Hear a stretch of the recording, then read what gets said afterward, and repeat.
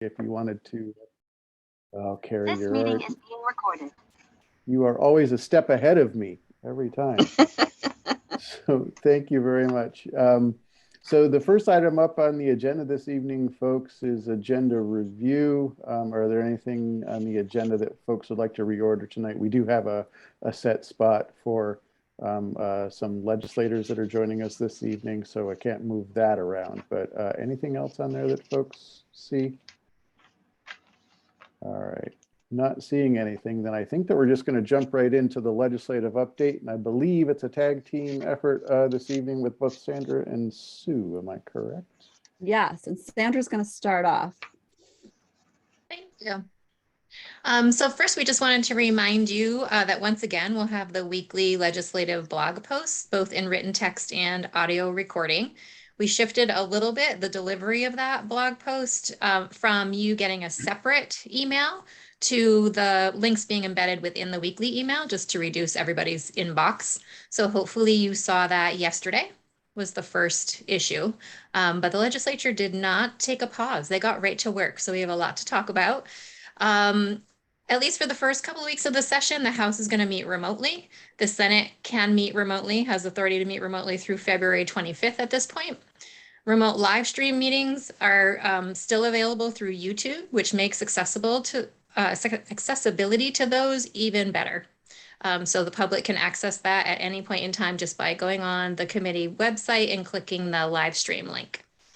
Let's see, the 2022 is the second year of the biennium, which means that in addition to any new bills introduced, any bills introduced last year are still viable for this session, and some have already been taken up.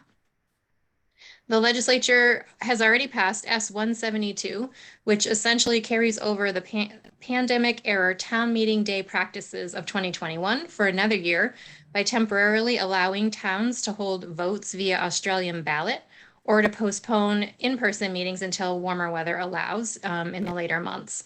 The bill also allows for an informational pre-town meeting to be held by electronic means without designating a physical location.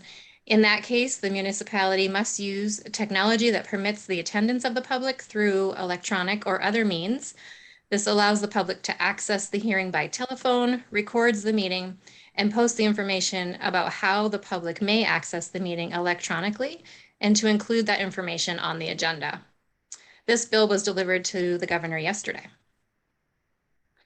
S-222, an act relating to authorizing temporary open meeting law procedures in response to COVID-19, passed out of the Senate on Friday and passed by the House Government Operations Committee today. S-222 would authorize temporary open meeting law procedures until January 15th, 2023, permitting a municipal legislative body and school boards to 1, hold electronic meetings without designating a physical location and without requiring staff to be physically present at that location. 2, extend the time limit for posting the meeting minutes in the event of staffing shortage. And 3, post any meeting agenda or notice of a special meeting in 2 designated electronic locations in lieu of public places. Under the provisions authorizing a meeting of a public body to be held fully remotely without needing to designate a physical meeting location, municipal legislative bodies and school boards that meet remotely must record their meeting and make them available the minutes of the meeting within 10 calendar days from the date of that meeting. Meeting agendas or notices of a special meeting may be posted in 2 designated electronic locations in lieu of the physical designated public areas, or in a combination of the designated electronic locations and public places. Notices and agendas must be posted in or near the municipal clerk's office and must be provided to newspapers or general circulations for the municipality. And then S-223 moved through the Senate this week and was read the first time and referred to House Committee on Government Operations today. This bill would temporarily suspend the signature requirement for candidates to place their name on the ballot for the 2022 annual municipal meeting and would authorize the legislative body of a school district to vote to not commingle the ballots of member municipalities for the 2022 annual district meeting. And S-223 was discussed in House Operations this morning. In addition to these bills, committees have been taking testimony and having discussions on the state of schools due to COVID-19, universal meals, pensions, Act 173, weighting, e-finance, Holocaust education, and dyslexia. And several topics are likely to resurface as the General Assembly begins to receive reports from committees that were charged with specific tasks in the previous session. Some of those are the wellness and comprehensive health model policy, literacy, and equitable and inclusive school environments. Any questions on those before Sue adds her information? Sandra, this is Don Collins. What is your prediction as far as the bill that was in House Gov Ops today regarding not having to have petitions? We're having a little issue here. People who are new candidates, you knock on a door, people don't know you. They don't want to take your pen or your clipboard or whatever. Is that going to pass, or is it pushback on it? Or do you predict? I do not have a prediction. I don't know if Sue was able to observe that today, the conversation, Sue. I watched some of that committee today, and it seemed like there were some questions, but if I had to predict, I think it will pass pretty easily and quickly. Thank you. Tara, go ahead.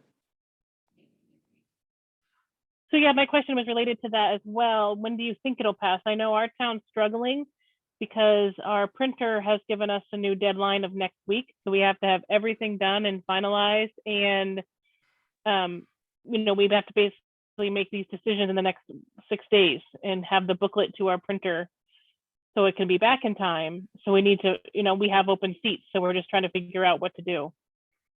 So the deadline for people to submit, even though you don't have to submit a signed petition, you still have to submit a consent to have your name placed on the ballot. And that deadline is January 24th. So I'd be surprised, Tara, if you sent it out before that, because you might get more people deciding to run if you don't wait and send it on the 24th or after the 24th. Oh yeah, we have to have our booklet in to the printer on the 19th. And that's part of our warning is who they're voting for, because we typically vote from the floor. But the select board's meeting Monday, and I'm assuming we're going to go to Australian ballot again. And we have to have our booklet to the printer on the 19th. They actually wanted it the 18th, and we got them to extend it because of the school board meeting on the 18th. Well, I think that this is on a pretty fast track, but I don't know if it'll be, signed into law by the 19th. You could certainly keep checking in with us.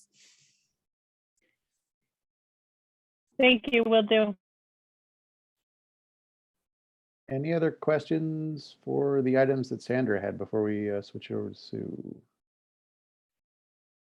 All right, not seeing any. Okay, so I just have a couple of things. The first one is that on Monday, the Pension Benefits Design and Funding Task Force issued its report that everyone's been waiting to see. A link to the full report is in yesterday's weekly update email, so check that email for a link. I could also put it in the chat here if I have time.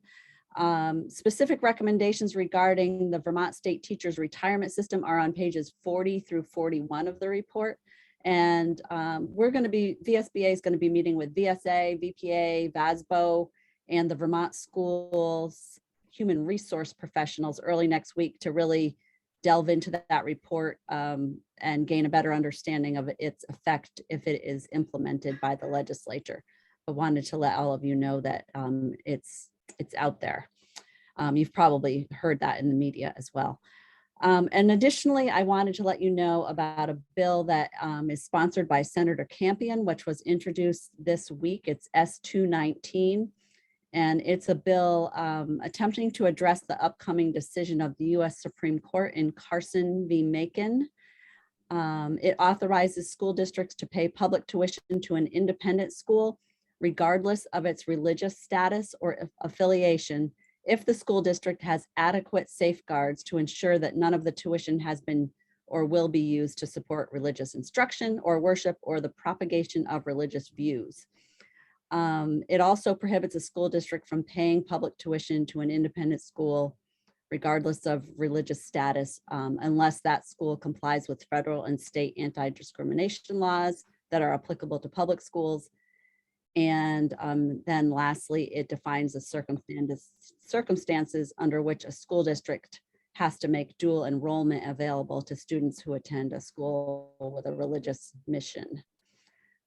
Just wanted to put it on your radar that use of public funds to pay tuition to religious schools is an issue that's really heating up. The Supreme Court is expected to make a decision in Carson v. Macon, which is that case out of Maine that has, Maine also has choice districts that are similar to Vermont. We expect that decision to be issued in the spring or early summer. So just wanted to make sure everyone's trying to keep up to date on that and be educated on it. And we'll certainly be, providing resources to do that. So that's the end of the legislative report, Neil. Thanks, Sue. So before I turn it over, in case anybody has any questions for the items that Sue just presented, this last one, for folks who may not know, this one is a big deal. And we really, it's going to be the topic of a future agenda for this body, probably likely in February, right? But one of the things is there's a lot to it. Sue and VSBA have shared a fair amount of information over the last several weekly update emails that we've sent out. And so I am really encouraging board members to read up on this, the information that's been shared. We're getting pressed for a position already and are trying to hold off on that, but we're not going to be able to hold off for a while. And I want this board to be, as knowledgeable and as engaged on the topic as possible as we head into those discussions, likely next month. So just a heads up, there's some, I hate to scold the students here, right? But there's some homework that we all need to be doing in order to make sure that we're prepared for the discussion. Dave, go ahead. So my question for Sue is, she mentioned several items of interest, but I didn't hear that private or religious schools would have to adhere to Vermont's education quality standards. Is that part of the bill? No, it's not. Maybe it should be. Dave. Any other questions for Sue on this? Mark, go ahead.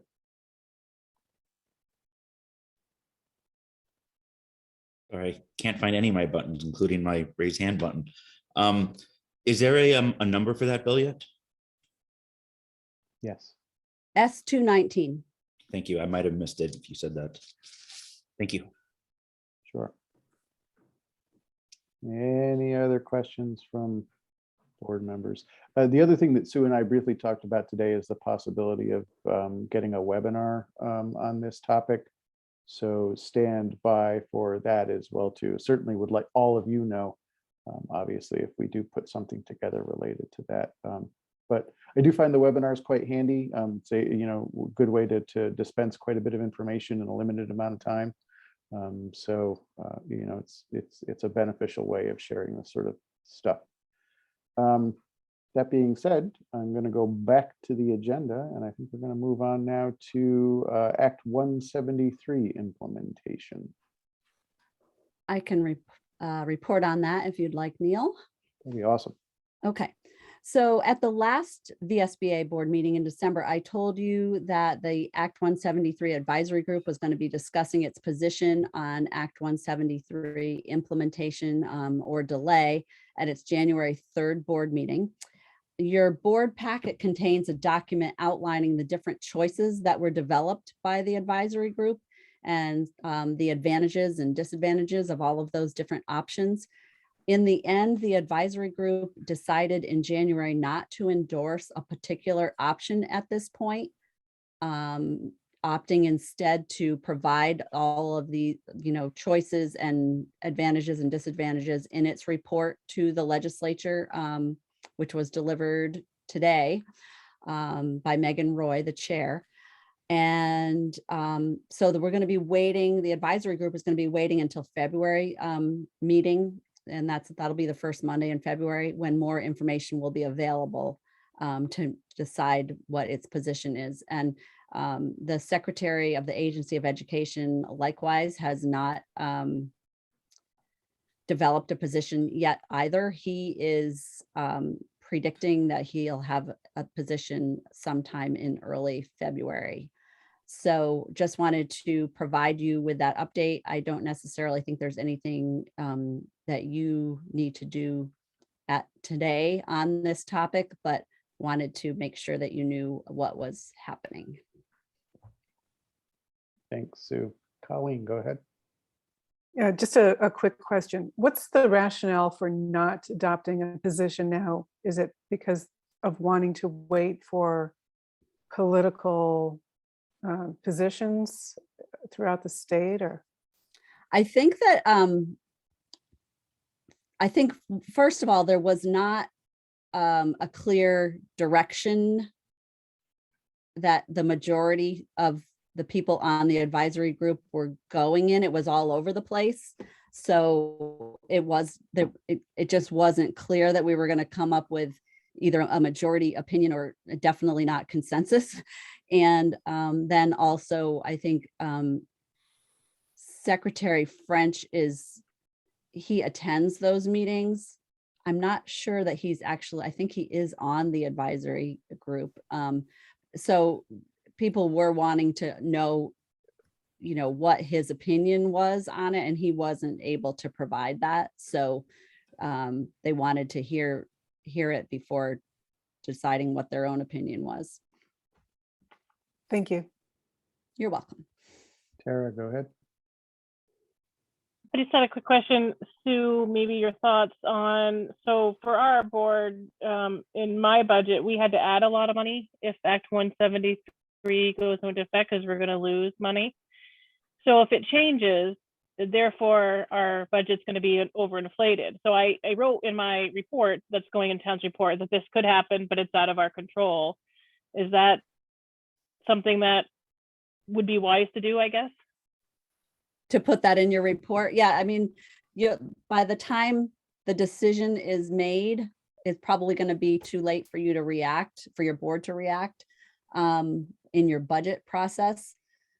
So yeah, I think you can note that in your letter in the report. And I do know, I did hear Chair Webb of the House Education Committee today, say that they understand that the decision needs to be made as soon as possible. So it's possible that they may move ahead and make a decision, prior to hearing the recommendation of the advisory group or the secretary.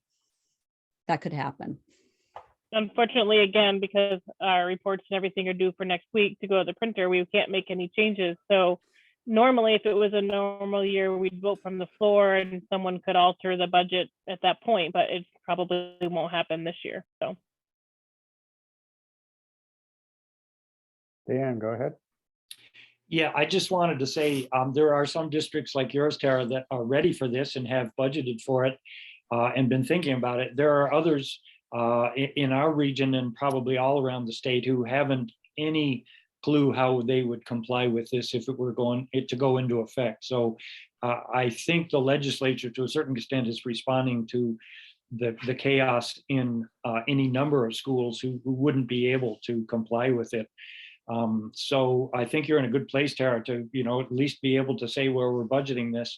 Maybe you come up with some extra bucks at the end of the year, but remember the other districts that haven't been able to do that too.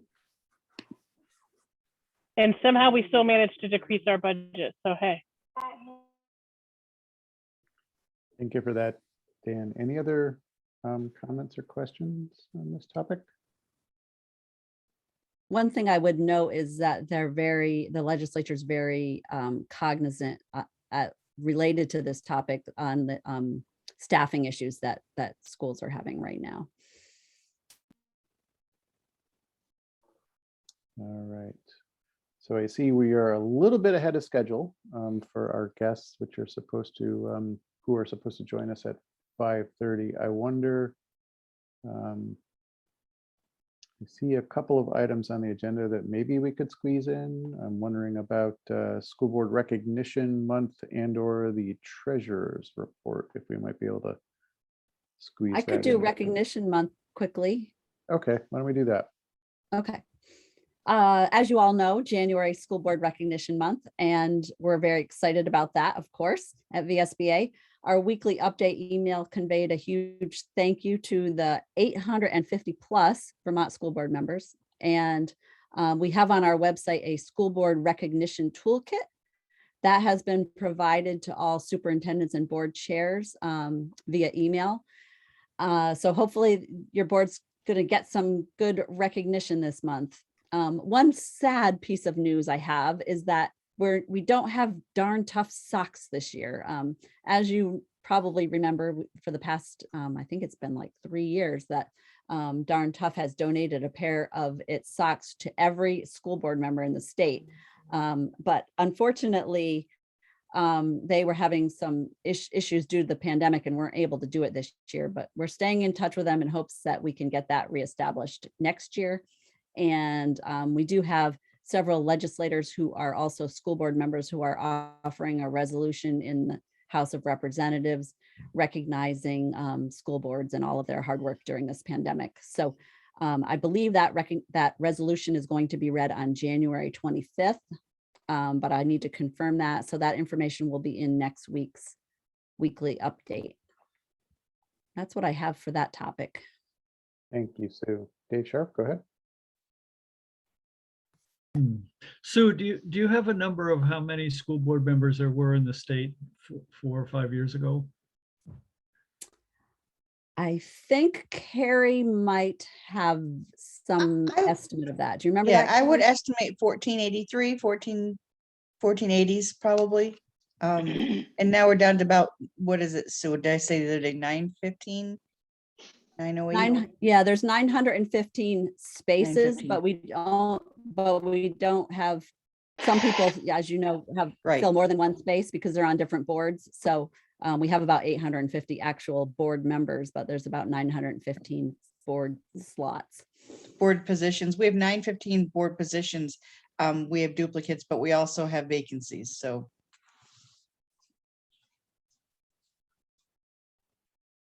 let me take this moment then to thank all of you guys, especially. I know a lot of you guys are the ones that are doing most of the work because A, you show up to these meetings, but B, you've also got all of your own meetings back in your own districts to handle. And so I am greatly appreciative of all of the hard work that this body does and the contributions that you guys make to VSBA, because without you folks, quite frankly, we wouldn't do this. We couldn't do this. And so it's your help in working through the issues, working on the subcommittees, and being your regional rep that really makes this whole thing work. So thank you for that. Greatly appreciated. And then hopefully you've got some opportunity to also appreciate your local members as well. I might add that for all of our regional reps, this might be a great opportunity to reach out to your region and maybe just to say thank you for the work that everybody in your region is doing on behalf of schools. It's just a quick, simple connection. You're not asking for anything. You're just reaching out to say thanks. So you've got that. As a reminder, Carrie contains the list of email addresses for all of the folks that are in your region.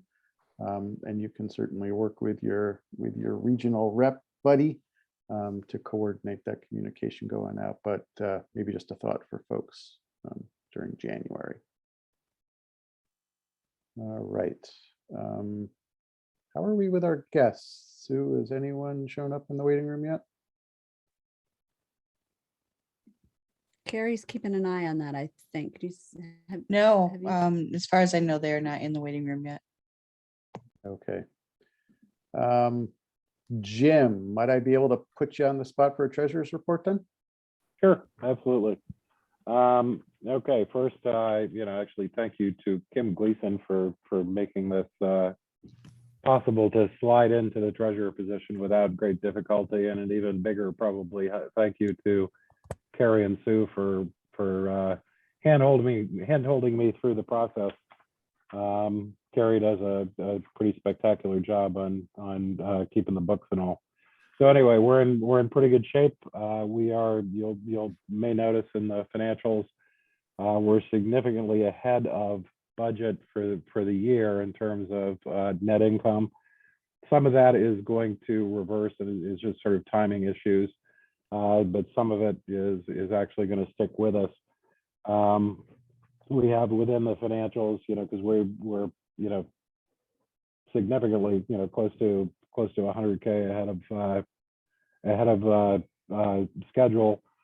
But collective bargaining supports is a big item at that, about 30,000, but we expect to fully expend everything we have budgeted for collective bargaining supports over the course of the year. Then there are just timing issues with newsletters and publications that are going to right themselves, but where we are ahead and expect to remain ahead for hopefully the rest of the year are our VSBA guys have been killing it in terms of board development meetings and searches, are significantly ahead of budget between the two of those, about 15,000 ahead of budget. And then we have the dues, the fact that we've captured back somebody and have a few independent schools paying dues, so that puts us about 12,500 ahead of budget on those items. So basically we're in good shape, tracking, expect to track a little bit ahead of budget at this point. Carrie is going to be providing in the not too distant future an anticipated results for the end of the year. So you'll be seeing that at some point where we'll give you a look at what we expect for the end of the year in total. So that's about it. I'm happy to take any questions. Neil, Senator Ballant is in the waiting room. Okay, thank you. I'm happy to not take any questions. Well, I could certainly, if there are any questions on the treasurer's report, we can entertain one or two now. Also feel free, if anybody has any questions, feel free to email me. Happy to try to. I'm settling in and trying to make sure I understand everything. So your questions could be really good questions. It could teach me something. Sure. All right, so if we don't have any questions at the moment, like Jim said, certainly shoot them over later if something comes to you. But Jim, thanks so much. Great job in your initial role here as treasurer. You're hitting it out of the park, pal. Sue, I guess why don't we go ahead and admit whatever guests we have. Okay, so I only see Senator Ballant there. Speaker Krawinski isn't here yet, but you could certainly start, I think, and hopefully she'll be here soon. Okay.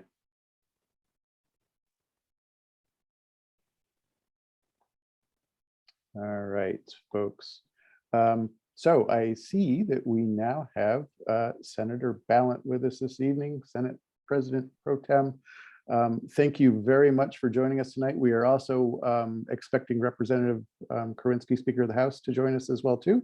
It looks like she's just not quite with us this evening. So first, I wanted to start with an introduction, say thank you very much for joining us this evening. We greatly appreciate it. And maybe a little bit of background for you might be helpful. Pretty sure you're probably familiar with the VSBA. You may not be as familiar, though, with the governing body that you're joining this evening. So the VSBA governing body, the board of directors, is made up of 2 representatives from each of 11 regions across the state. So what you've got is a pretty broad representation of folks on the VSBA board and certainly in the meeting this evening. Pretty diverse group. Each of those folks is elected by their school board peers at regional meetings each fall. And they serve staggered terms, so only one person is getting elected every other year. So with that brief introduction to the VSBA board, I did want to turn it over to you, though. We're interested in your thoughts, particularly obviously around educated related issues for this upcoming session, and what's top on your mind. Well, thank you so much, Neil, for inviting me. And I was actually just texting with the speaker's assistant saying that she's just running late in a chairs meeting in the House, but she should be over soon. So as Neil said, I'm Senator Becca Ballant, and I represent Windham County, and I'm the President Pro Tem of the Senate. This is my 8th year in the Senate. I have spent most of my time on the Economic Development and the Housing Committee, but I've also done some time on the Education Committee, the Finance Committee, and the Appropriations Committee. And I am coming off of a very stressful time yesterday with my daughter after all of us working so hard to prevent her from getting COVID. She was sent home yesterday from school because she contracted it. And of course, that is what we've all been dealing with as parents. I have an 11-year-old and a 14-year-old. And as you all know, it's been an incredibly stressful time for teachers and principals, school nurses, school boards who are trying to hold schools together, and for parents. It's been an incredibly difficult time.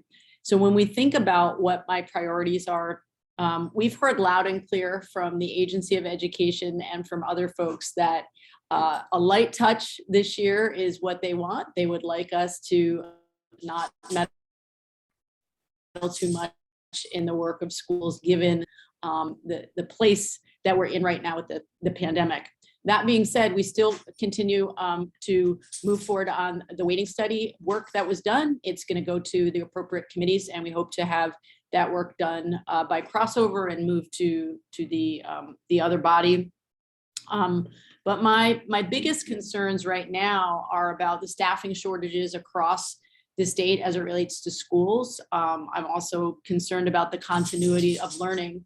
I think about how many days my own children have been either sent home because of exposure, or they have some kind of remote learning for a while and then it's all disrupted again. I know we're all thinking about how is it that we're going to hold these families and these students together long term. So in terms of other legislation that we may be moving, I know in talking with the speaker and the chair of education on both sides, they've been in close contact with Secretary French in the last few days around what are the supports that schools need right now around mitigation, around testing, around flexibility in terms of perhaps days that are remote, once again being counted towards the school year. But I'm really here to hear from all of you. And I should have said at the top, I actually was a teacher for many years. I taught in 4 different public schools, 4 different rural schools, Marlborough, Guilford, Londonderry, and Washington Village School, and have a good understanding of the struggles of rural schools in Vermont. So I'm sure you have questions. I'm sure you have feedback to give me. What is it that you want us to know as leaders as we head into this very strange session, as we try to support you in the best way that we can? Thank you very much for that. And I also see that Representative Kerwinsky is able to join us as well right now. So maybe, what might be appropriate is, give you an opportunity. We had just asked Senator Ballant what, was sort of top on her mind in regards to education for the legislative session. And so kind of want to give you the same opportunity as well before maybe we jump into some questions from board members. Sure, thank you. It's great to be here with all of you. And I just want to say thank you for all your hard work. I know this has been exhausting and it feels like we still have a ways to go to get through this. And I feel that, and I am just grateful for all you're doing to help your communities and schools through this. So thank you for that. Thank you so much. So I'm Representative Jill Krowinski. I'm the Speaker of the Vermont House, and I represent the Old North End in downtown Burlington. And I became Speaker last January, and we have come into this session hitting the ground running the best we can given the circumstances around us. Our House Education Committee is as you all know, is taking testimony and getting feedback on the state of schools in Vermont. We're looking at opportunities that we can support schools and students, and we know that it has and will continue to be taking testimony from a variety of individuals and organizations on how we do that. We know that the administration will also be coming back to the relevant committees with possible suggestions on legislation to help support our schools. And like so many others, we know that school administrators, teachers, students, parents, again, like I said, are just stressed. I know you're stressed with navigating the current surge. And we are hoping to focus our energy on continuing to support all Vermonters building back stronger than ever. And that, of course, includes our education system. I just want to give you, on a different note, kudos on VSBA for their informative blog and podcast. I've gotten actually great feedback about that. I don't know a lot of organizations in Vermont that are doing that with updates on legislative work this session. So I really appreciate and hope your members take advantage and stay up to date on the work that's taking place. We did an incredible amount of work last year, taking these investments that we've gotten from the Federal Relief Fund, looking at how we can make really strong changes when it comes to our workforce and communities and broadband, clean water and climate. And now we have 6 million left in ARPA funds and additional resources to continue that work with health and well-being, workforce development. I know that so many of these areas touch the work that you're in, workforce development for teachers. How can we best support our schools during this surge, this time? Mental health is another one that we'll be talking about on the mental health situation for everyone at this point, it feels like, but I am worried about our kids. And so we're going to be taking testimony and doing work at that level.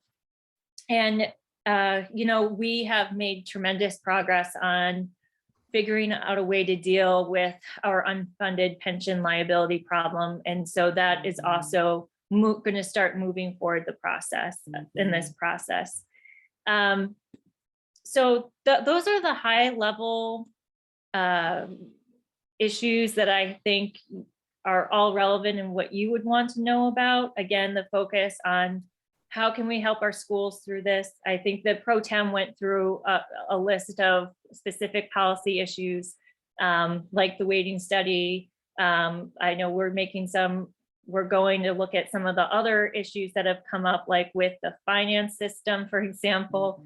The chair of our committee, Kate Webb, has a very long list of things to tackle, and I know she's been in contact with you all. So I think I really appreciate the opportunity to be here, and I think it would just be really great to open up for conversation and questions. And it is really important to us, just to get your thoughts and feedback too. It doesn't even need to be a question. It's just hearing from those of you, on the front lines in your communities is really, really helpful for us. Thank you. And thank you for taking the time. So I guess with that, I am going to turn it over to board members that have any questions this evening. Oh, and hands are going up. Dan MacArthur, go ahead.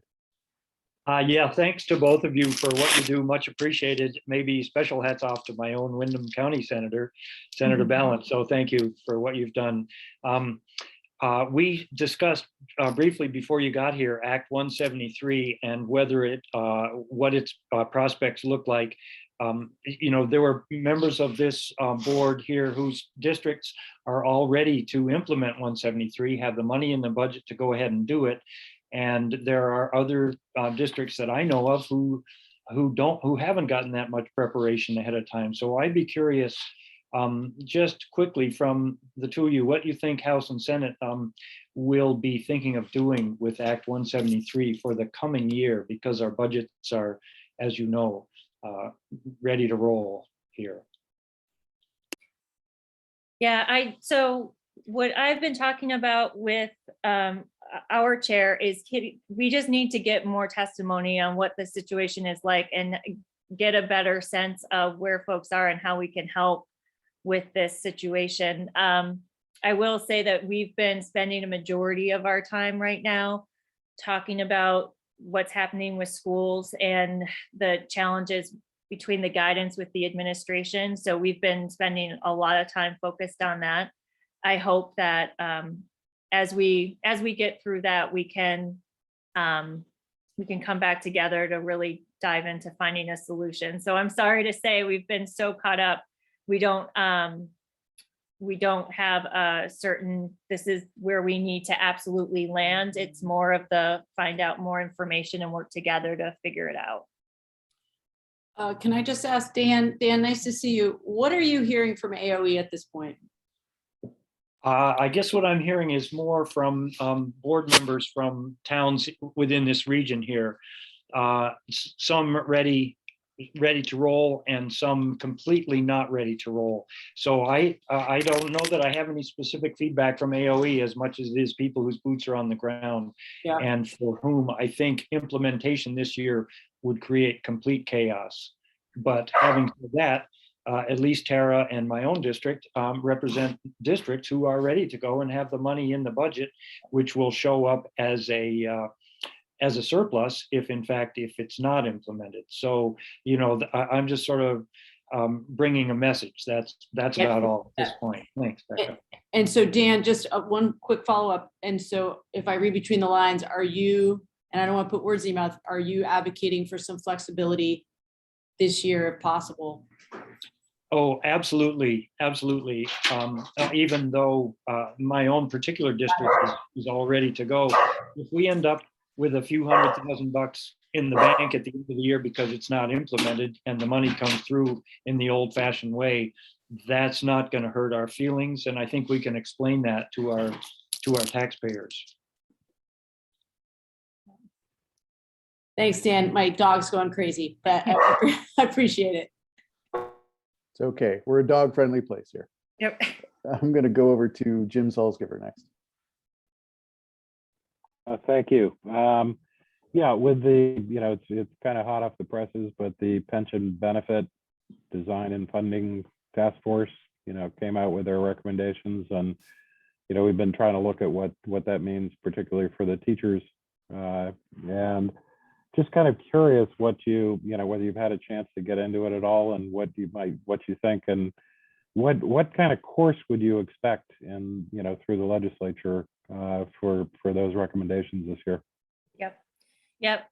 You, if you haven't yet, you can get access to the details on the pension website, and I believe Senate GovOps is taking the lead, and it'll be working its way through the Senate, and then it'll come to the House.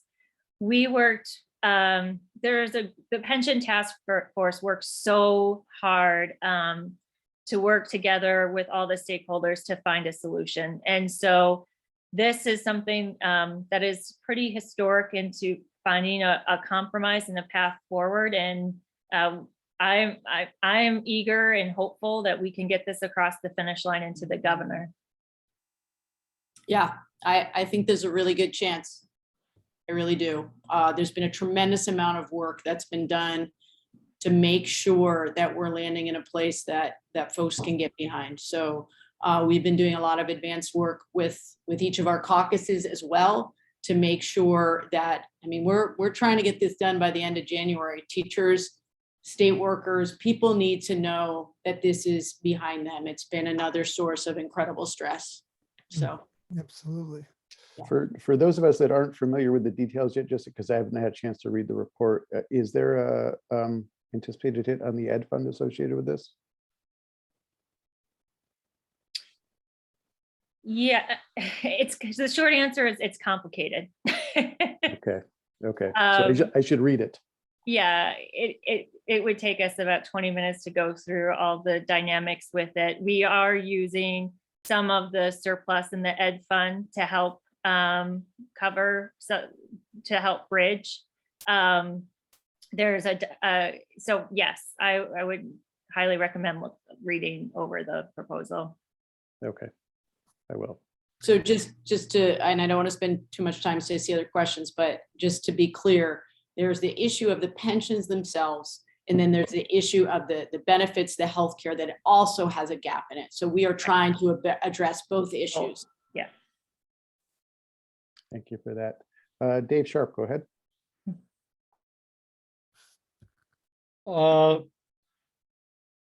Thank you. So first, I want to recognize the hard work and great leadership of Representative Kowinski and Senator Ballin. I really appreciate the work that you've been doing under very stressful situations. And it looks like there's a path forward with pensions, although I would be reluctant, were I still there, to take money out of the education fund. So I expect some bumps along the road as that works its way through the legislature. And it looks like there's a path forward on the weighting study. That task force did a lot of work, so that's really good news. My concern is much more long sight, 10 years from now, 5-10 years from now. The disadvantage that public schools are working under financially, rule-wise, and with Supreme Court decisions that are difficult for public schools to deal with and for the state to deal with.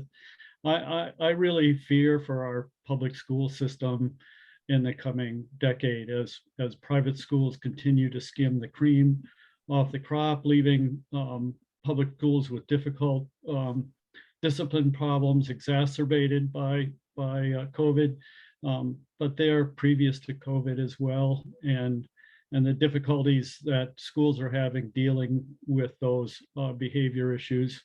So that's really my overriding concern, is the rule differences and the school quality rules and finance rules that are different for public schools and private schools, which advantage private schools and disadvantage public schools. Yeah. Perhaps you'd comment. Well, the pro tem and I have been talking a lot about this issue in particular. It is really worrisome, and it is something that we plan to tackle in some way, shape, or form this session. I know that Senator Campion and Chair Webb have been coordinating on this one as well. And I believe the goal is to start in the Senate on this particular issue. So I'll defer to Senator Ballin if she has more information, but we hear those concerns for sure. And so, we, as you alluded to, Dave, nice to see you also. Thank you for your service, many years in the House, and also chairing the Ed Committee. So much appreciated. We know that in all likelihood, we're going to get another bad decision from the US Supreme Court related to the case in Maine. And we know that will impact us as well. And as an openly gay person, I can tell you it infuriates me that there are schools right now receiving public dollars that discriminate against kids who identify as LGBTQ. So like I feel your frustration and your pain. I feel it too. Senator Campion and I worked for months to try to figure out how we could thread this needle. I don't feel very hopeful about that particular situation, but believe me, it is absolutely on everybody's radar screen. How are we going to continue to be supportive of our public schools going forward when there are so many ways in which they're under attack? And obviously we don't have a lot of time right now in this forum to talk about it, but I welcome your thoughts. My kids went to public school in Brattleboro, and it is clear that there are certain areas of the state in which the public schools are in a very difficult situation because there are public dollars going to other schools nearby. So I wish I had an easy answer for you. I don't. I know this one is hard. Yeah, we know it as well too. We were talking about it just before you folks joined us. Going to go over to Adrian now. Hi, I'm Adrienne Raymond. I'm from a district right south of Rutland. I'm also one of the employer commissioners on the statewide educators health benefit commission. And probably the best way to say it is the employer commissioners were somewhat frustrated, and we've sent a list of recommendations in a letter format to both the Senate and the House. And I was wondering whether either of you had a chance to read it, have had any thoughts on it. I have not seen that. Thank you for flagging that for us. Okay. Who did it come from? I believe Elizabeth Fitzgerald, the chair of our commission. Okay. I mean, of the employer commissioners. Okay. I will look for that. It had what we thought were some very good suggestions. Oh, that's great. Thank you. Okay. Well, then I'll leave it at that then. Thank you. Okay. Thanks. Colleen McKinnon, go ahead. Yes, Representative Karinsky and Senator Ballant, thank you for attending tonight. And I was very heartened to hear your priorities and your understanding of what so many school districts are dealing with in the state. One thing that I'd like to put on the radar, and I know it's probably come up in other venues, is the pipeline into the education profession. I work in higher ed in educator preparation, and it's a concern across the country is getting people to go into the profession. It's very costly. You know, some of the most amazing talent comes from people with a second career move into educator preparation, but to do that, it means taking a year off, essentially a vow of poverty. And Senator Ballant, I'm sure you're familiar with that. Through your experience as an educator. So if I would put anything on the radar of something that's going to need to be addressed by the state in the next few years is being more serious with a coordinated effort to attract, provide funding for, and diversifying the workforce and getting people into educator prep. So thank you. Yeah. The pro tem and I did this great town hall series over the summer and fall talking about our once in a lifetime opportunity with these ARPA funds. And, there were clear themes and all the themes that we've been hearing, which was nice to have that reinforcement that we've been on the right track.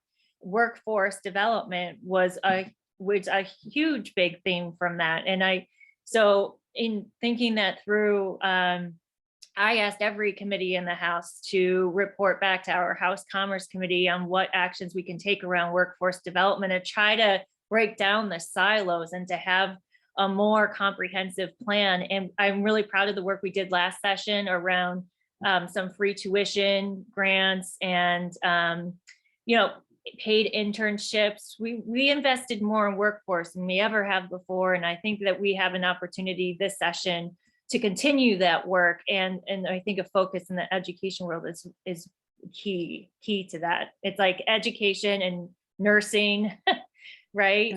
Yeah. Mental health. Yeah.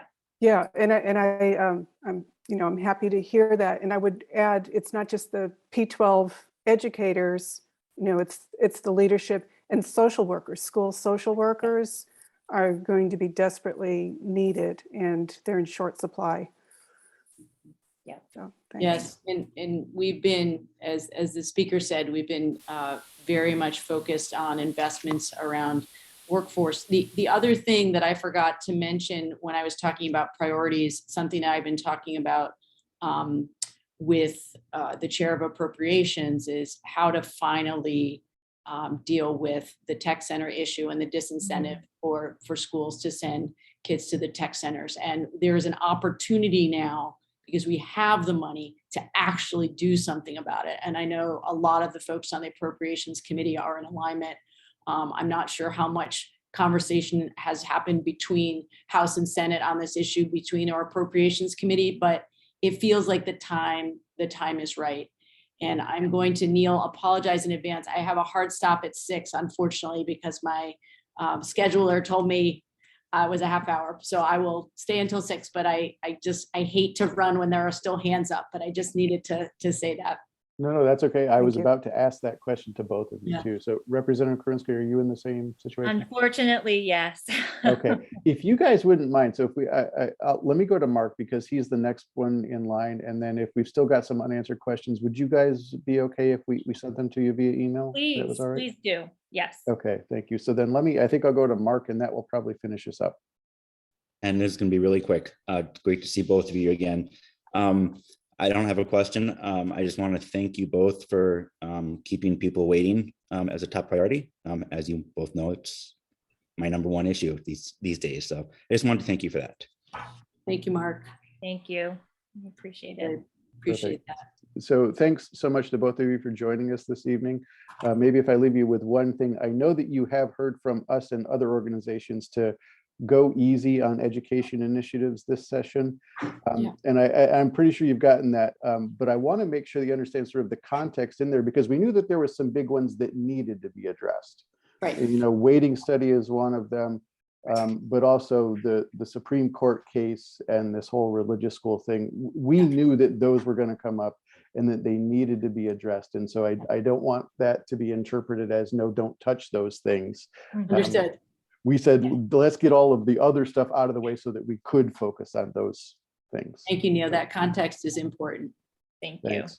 Appreciate that. All right, everybody stay safe.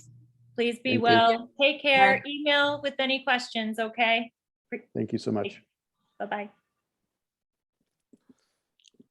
Neil, I have to leave also. Sorry about that. So Nope. thanks all, and we'll see you in person one of these days. How about that? Awesome. Thank you, Dan. Neil, I have a board meeting to go to. Okay. Thank you, Don. And for those, then, Don, did you also have a question that you wanted to get in front of the legislators? I did, but I'll take care of it later. It's maybe I missed it because I got a call about a board meeting I need to be listening in, but did they mention anything about school construction? I know we've seen millions of dollars for air quality, but last year we were optimistic that school construction monies finally might be available. And so I wanted to inquire of them what has happened since last year. Is it died or is it going forward? Okay. No, and if you want to, we can put that together in an email and get it over to them to get an answer for you. It seemed to be having momentum, but who knows with everything else. Okay. And I'd like to say to David, I think he's probably worked on it, but for 20 years, I tried to get a different funding model for tech ed, career tech ed. So I was really pleased with the senator's last comment that she thinks they might be finally able to do something. Wouldn't that be wonderful? That would be wonderful, but it takes money, David. She said they had it. Okay, thank you, Don. And Martine, we didn't get to your question. I don't know if you wanted to share it with the group and we can reach out and see if we can get an answer to it, or. It was more of a comment, actually.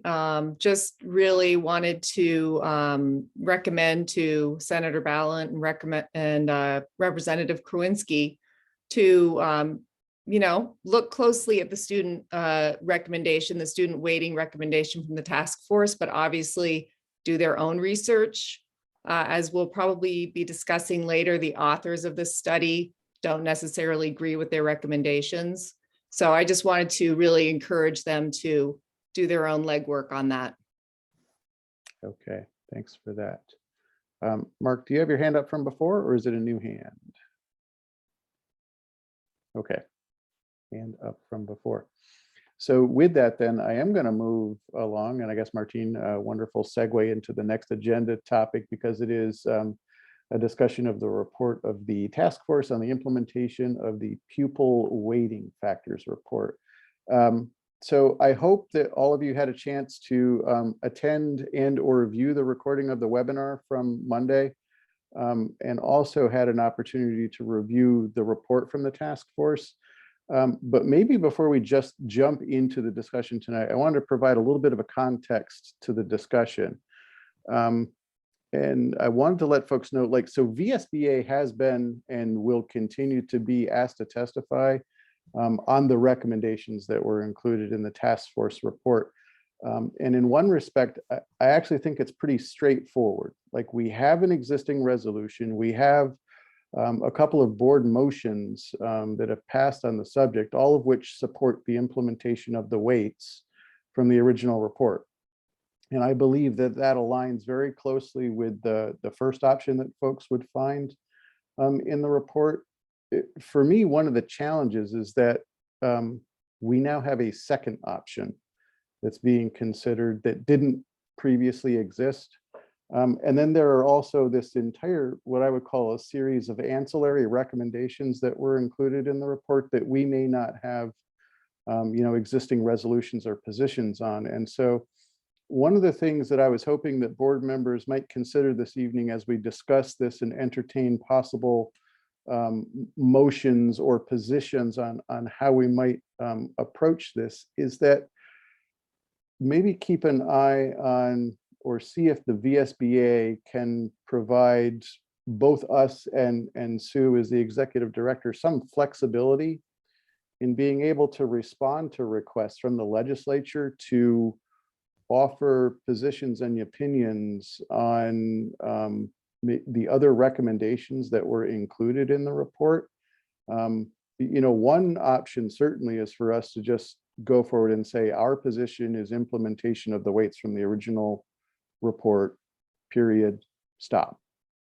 One of the challenges that I think that we might have for this organization is that if one of the committees or one specific part of the legislature decides to pursue the other option, I think that it's in our best interest to be able to go in and provide testimony on that and have that testimony not just be we support option A and not option B. That being said, I am not the one that makes the decisions on these things. It's you guys that do that collectively. And so with that introduction, I'm going to turn it over for discussion. Mark Shaver, go ahead. And surprise, surprise, I'm actually not going to contribute to the discussion right now. Just want to let everybody know, in case you didn't, that Professor Colby and her team second memo, which was answering some questions that the task force asked in regards to ELL and the reverse foundation formula, was put out this morning and is available on the task force's website.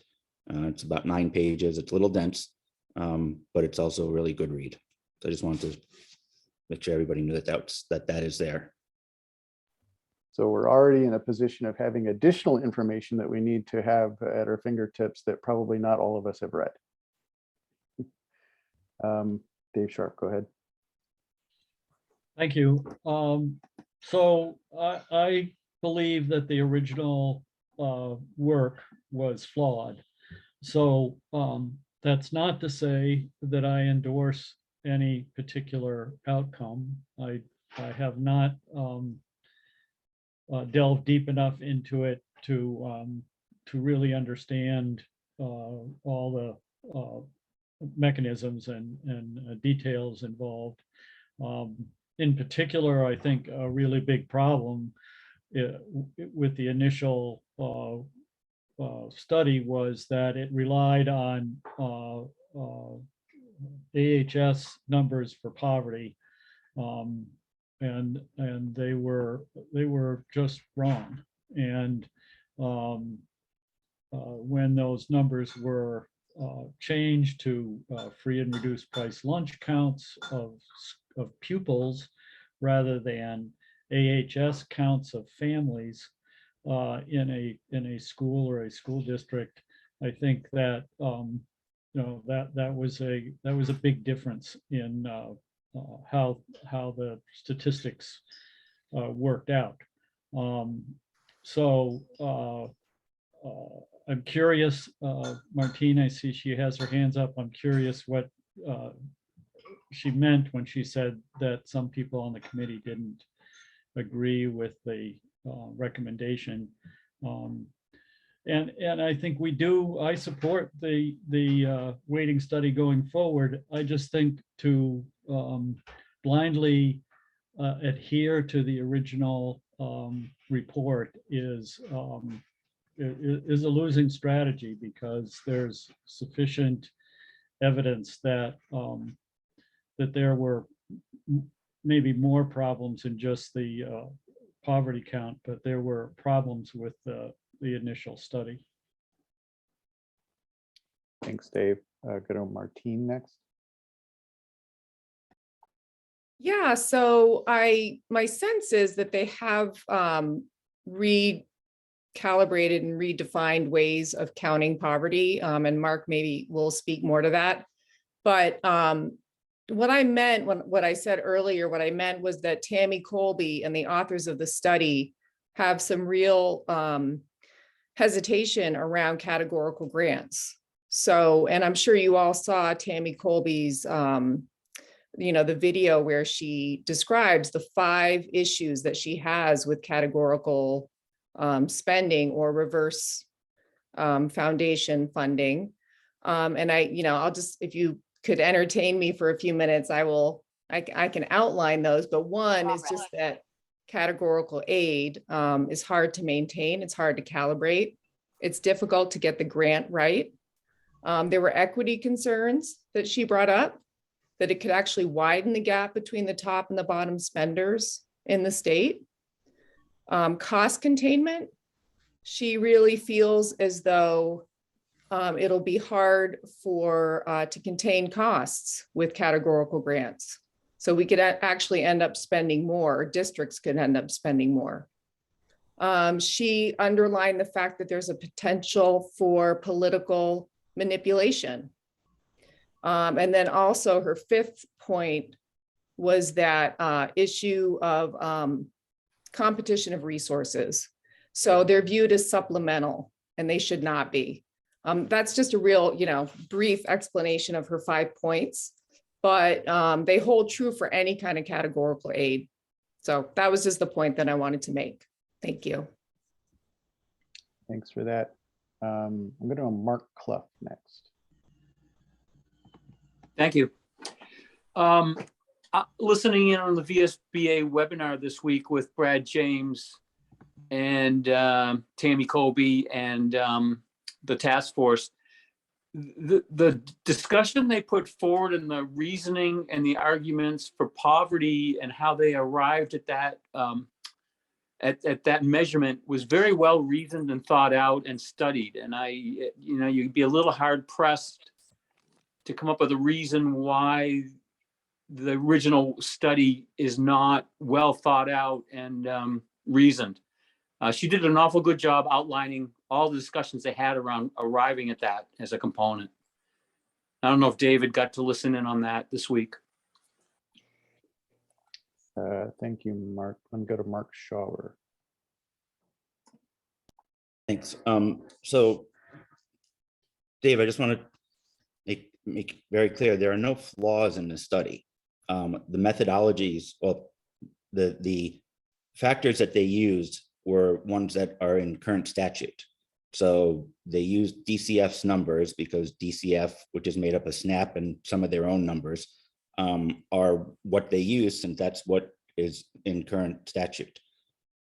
October 28th, I believe, Tammy and her team put out their first of the 2 memos, where they have recalibrated the weights to account for three policy decisions. One, removing ELL from poverty count, change from DCF numbers to free and reduced lunch, which has its own problems, and the change from poverty being multiplicative and to being additive. But there are no problems with this study. They used what's in statute, which is what they were supposed to do. But there are problems with those numbers. There are severe problems with free and reduced lunch. I think we're probably going from really bad to really bad, just in a different way. But that's kind of a separate discussion. Thanks. Dave Sharp, go ahead. Thank you.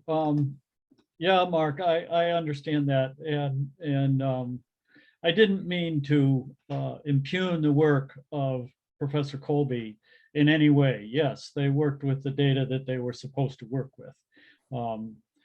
It was this work after that with her first memo or her rework of her original report that I think is more accurate. And I thought that the arguments they made. Now I didn't see every minute of the webinar, and I intend to go back and watch it. Most of the arguments that Representative Kornheiser made was with the modifications, not with the original DCF data, as I understand the way she presented it on the webinar. I could be wrong, but that's what I'm referring to. Thank you. Thanks, Dave. So I've got two hands up still from the two Marks, and I'm not sure if that's intentional. Did you guys want to talk again, or Mark? And there they go. Okay. Anybody else with input on this? So Don, just to be clear, you are showing up twice here. So, but you can go ahead, Don, if you've got something.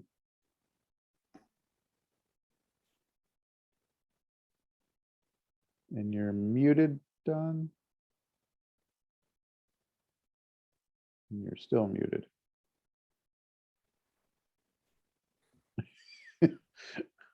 Okay. Don's having some technology issues. Don, while you get those sorted out, I'm going to go over to Jim Salsgiver next. Yeah, I just kind of wanted to follow up on, what you said earlier in the intro made a lot of sense to me, but I'm not sure how we accomplish the, giving. This is a tough issue that, my own take is on is that, the weights, in the form that they've taken, as I haven't read the new Colby memo, but the form that she kind of gave an okay to in the October 28th memo is, probably pretty sensible. And the idea of the, categorical grants, I haven't been able to get an understanding of yet. And to me, that's such a fundamental change in our funding system that it certainly holds lots of unintended consequences. So, it's a tough issue to kind of figure out how, the VSBA can take a position that that gives Sue, the ability to reflect, what the organization, what all the school boards in the state, generally feel about this. I actually love the idea of trying to give Sue a little bit of flexibility as long as she's comfortable with that, based upon input from all of us. But it was sort of a question of how do we do that, and what's going to work for Sue would be the question, sort of. Thanks for that. Neil, I may be back. Yeah.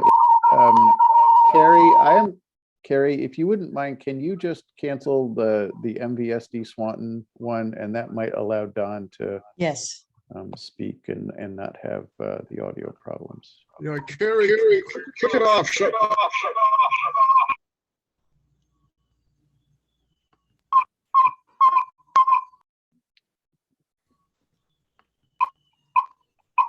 Carrie, I wonder, can we just boot that other one out, Carrie? Just kick them out of the conference.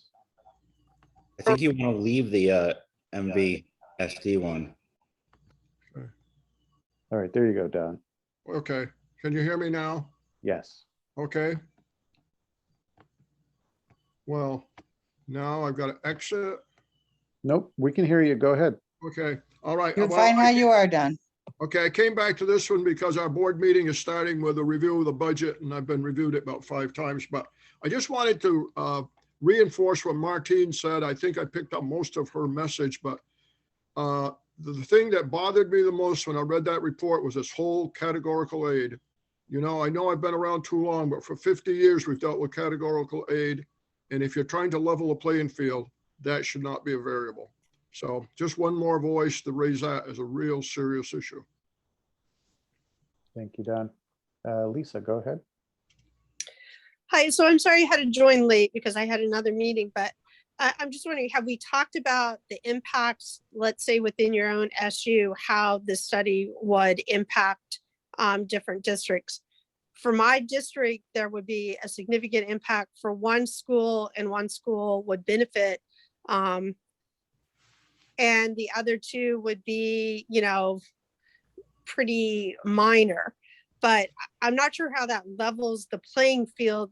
To me, that just creates more issues within my own SU when I have those kind of disparities from this study. Now, I spoke with my business manager today, and we went over and talked about things, and I did participate in the webinar, and I had significant questions about that. But I'm just wondering if members have sat down and talked to your business managers and talked about what kind of impact it would be if you're in an SU with multiple districts. Thank you for that. We have had some of those conversations before related to at least the initial report. Certainly have not had a broad discussion of it tonight, however, though. So if members want to respond to Lisa's question, feel free to do so.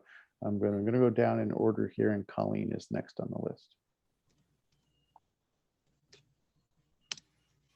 So my comment is brief. My concern, and I admit I haven't read everything enough to have a full understanding of all the scenarios that might play out. But my concern with the approach of a categorical aid, where there's some aspect of looking in the rearview mirror about how districts spent money, seems very similar to the special education funding formulas that we're trying to get away from with Act 173. And so it just seems like a contradiction of philosophical approach to school funding. So that's my primary concern with the categorical aid approach. It's just very contradictory to an established approach for special education funding that we've been trying to move to. Thank you, Colleen. I'm going to go a little bit out of order only because I think Tara hasn't had a chance to speak on this topic yet. So I'm going to go to her first.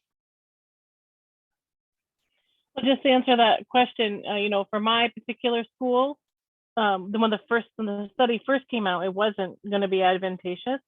Now it is.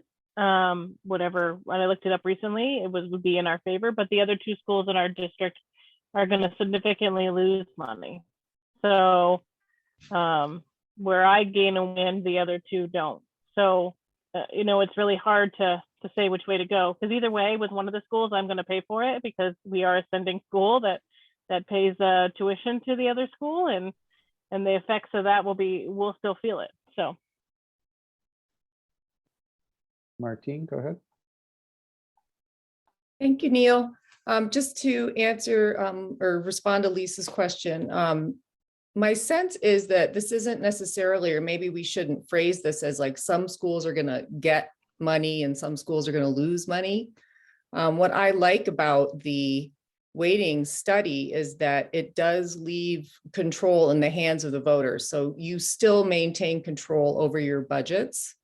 And this is more about setting a tax rate versus the giving or the taking of money. So I know that's kind of simplistic, but in my mind, I still see that we have control over our local budgets.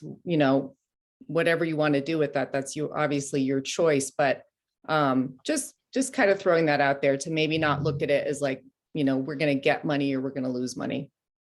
Thanks. Thank you. Dave Sharp.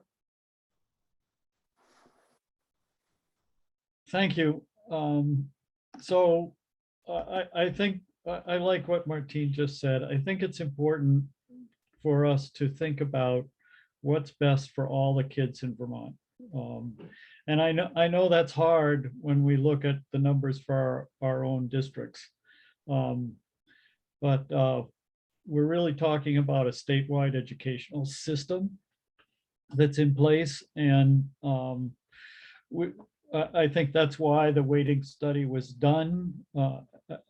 and why it's important to move forward with it as we try to do what's best for all of our students. And yeah, there'll be some districts that'll have an easier time raising money with their tax rate, and other towns will have a more difficult time. But if we move towards equity for our kids, then that's really the most important, the overriding issue, I think. The other thing I wanted, while I agree that categorical aid is philosophically a bad idea, the argument that they made, I thought, was fairly cogent, that small rural schools that we have a number of in this state, and part of the reason for the weighting study in the first place was addressing the needs of rural schools, simply don't have enough English language learning students to support, even with the new weights, to support a staff member to deal with those issues. And so the approach was to have a weighting study to change the weights for those ELL students in a way that provides some educational value for each of those individual students, but also provides for the ability for a school district, even with a small number of ELL learners, to hire a staff member to deal with ELL education. I don't know if that'll survive in the long run, whether that's a good idea or not, but I thought the logic was, they didn't just pull that out of the air. Oh, let's do grants. They did put some thought into it. Thank you for that. Jeremy, go ahead. Thank you. I agree that the weighting study is overdue and we need to adjust the weights. I know from my school district, the concern is going to be in the implementation. We were planning for the Act 173 grants, and it artificially inflated our educational spending number because it took away from the special ed reimbursement category. So now, it shows as an increase on our ballot that's inflated purely because the money comes from a different source. We're concerned about if you mess with the number of pupils and the whole funding thing, it will change, because of the way the ballot is by statute required to be, put out to the voters. It makes it difficult to pass a budget. It shows that you're spending a lot more money than you may really be. Thank you. Mark, go ahead. Mark Schauber. Thanks. So you'll bear with me for a minute. I want to go back to sort of some of the definitions and what it is that we're talking about. We have on one side, one option, we've got the weights with ELL as a grant. That's the option one in the task force report. And the other side, you have what is the so-called cost equity formula, which Tammy Colby calls a reverse foundation formula, also with ELL as a grant. So if we look at the reverse foundation formula, they are all categorical grants.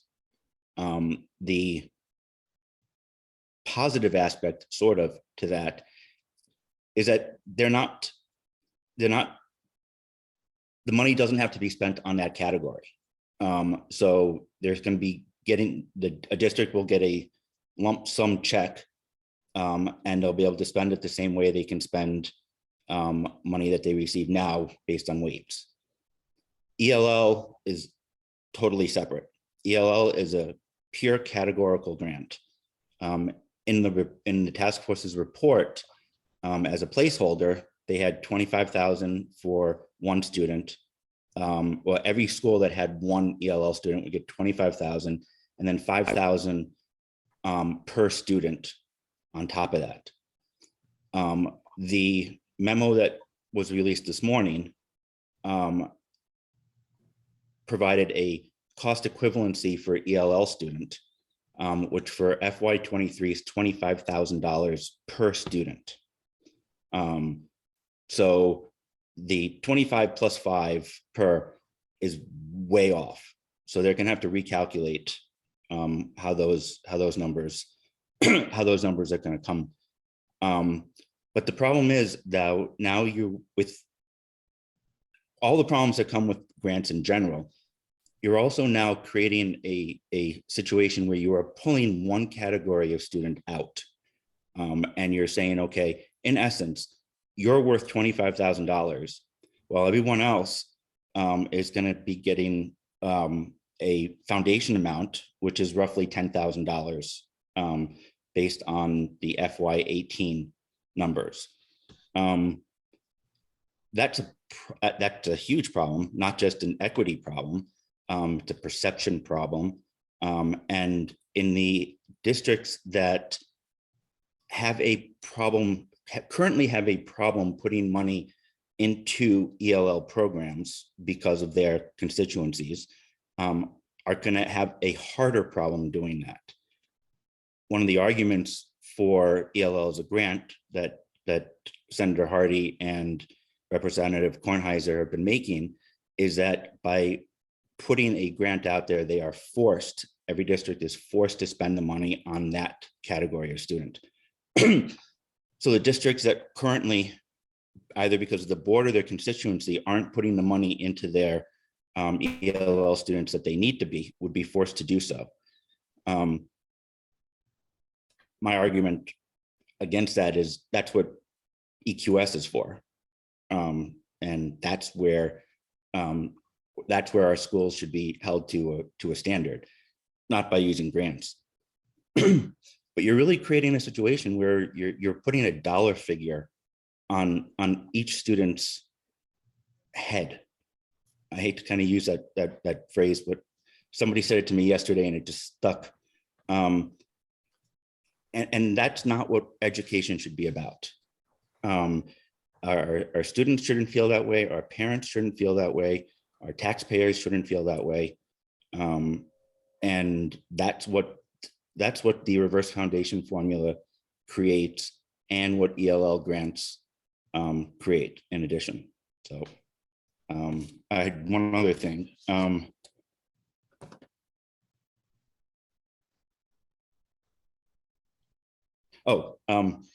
Colleen, your comment about 173, on the mark. That's exactly right. They are changing the system. Instead of continuing down the path that they started with 173, they're going backwards, or they would be going backwards, and creating the system that they're going away from for everything else. And one other thing, I think it was Martine talked about it, education spending, the local decisions that the school boards would be making in regards to taxing, approximately 1/3 of the money that you currently are spending are going to be taken away from your education spending. So you can artificially have a lower education spending number, but you're also not going to have any decision making on that number. The amount that you get, the dollar figure that you get from the state, is going to be determined by the cost equivalency for those students. And it will no longer be part of your calculation in calculating your taxes. So it's less transparent, and taxpayers actually have less say than they do now. That's it. Thank you. Thank you, Mark. Martine? I promise these are my closing remarks. I do want to support a resolution for the VSBA supporting the weighting study, but I also wanted to circle back to something that Colleen said earlier, which I thought was really on the mark, which is basically we have a coming teacher shortage in the state, probably in the country. And all of our districts would like more teachers of color. I mean, let's be honest, we've all talked about it. We now have a district like Winooski that is a majority minority district.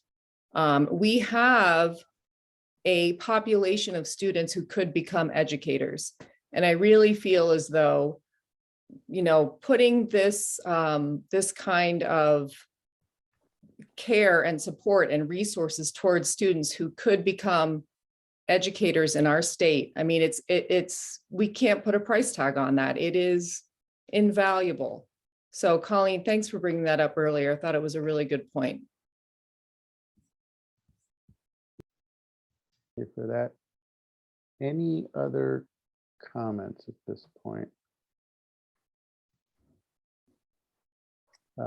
We have spent, so far we've spent the majority of our time talking about the two primary options, and out of those two primary options, we spent a majority of that time talking about, I guess I would characterize it as preference between categorical grant and weight. I am curious if folks in reviewing the report had strong feelings about any of the other ancillary recommendations that were included there. For example, the time frame for implementation and some of the other items that were there. Was there anything in that area that grabbed folks' attention that they felt they had a strong opinion about one way or the other? No. Neil? Don? I thought the phase-in time was a little longer than I really would like to see. I know that they have to have a transition, but 5 years seems like a long time. Okay. Mark, did you have your hand up for that as well? I did.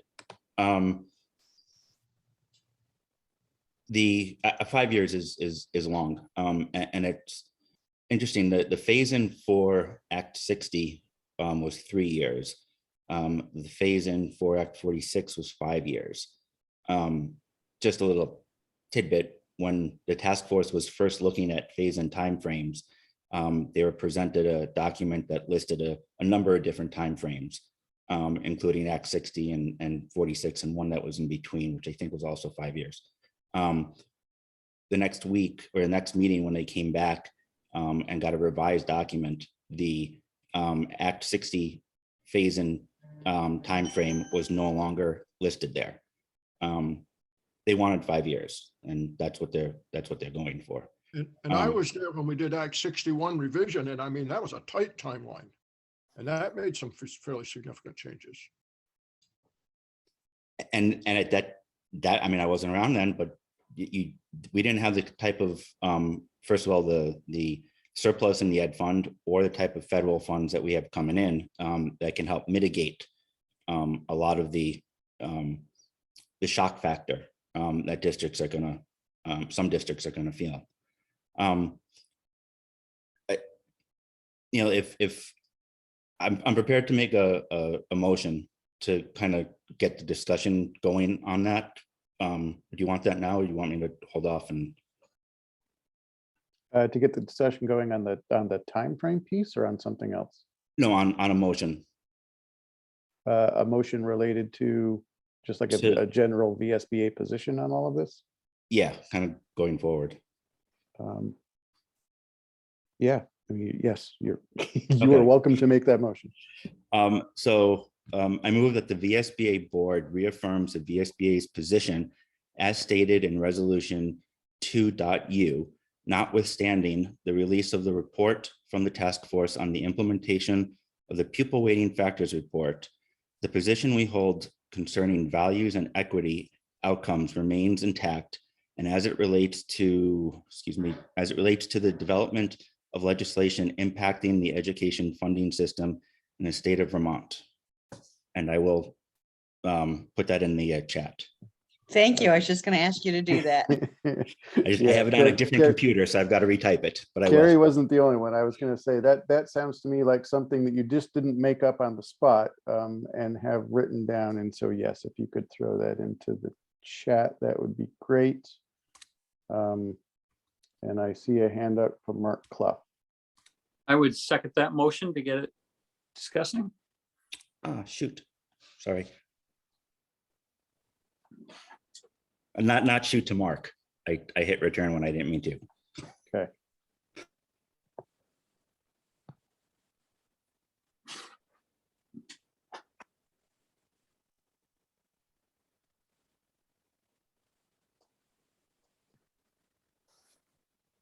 I am just pausing to wait to see the language in the chat.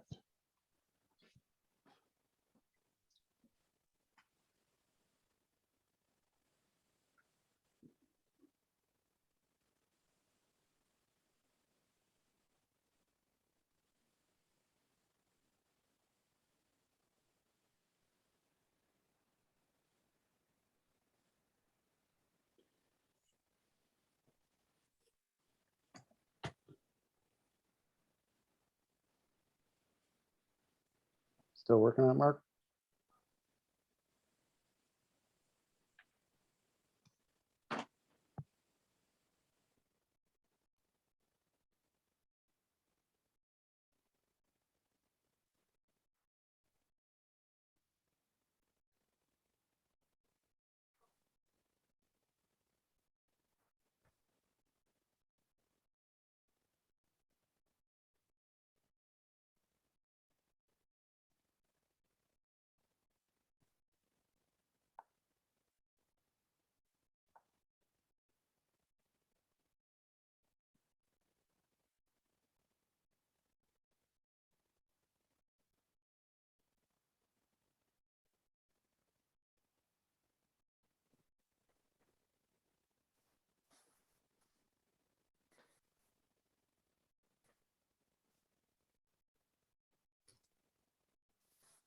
I apologize for typos. I'm on a computer I don't normally use, and the keyboard works differently than I'm used to. So, Okay. So we have a motion made by Mark. It is included in the chat. It was seconded by Mark Clough. I'm going to go on to discussion and Dave Sharp. So, Mark, can I ask, does this resolution allow for different ways of counting poverty? As I said earlier, I firmly believe that using the DCF numbers, especially when I look at my district, which reports 11% poverty, and we know we have 38% of our students that live in poverty, that the using the DCF numbers is flawed. And if your resolution does not allow for changing how pupils in poverty are calculated, then I can't support it. that's a good question. The intent of it, and it may require some amending. The intent of it is to essentially look at the October 28th memo as an extension of the report. The team and Professor Colby have made it very clear that those are their new recommendations. They approve the policy decisions, and they approve of the policy decisions. So we can tack something onto that. But Dave, yes, I absolutely intend for that to mean that it is not stuck with the DCF numbers, but would be the free and reduced lunch ones. And hopefully a better number going forward, but that will probably take a few years for them to implement. Thank you. Either Carrie or Sue, would you allow me to either share my screen, or could you share for others resolution 2U from the VSBA so that folks have that on the screen to reference as well? I can share your screen if you have it up on your computer right now. Yeah, if you could just. I can allow you to share your screen. Yeah, that'd be awesome.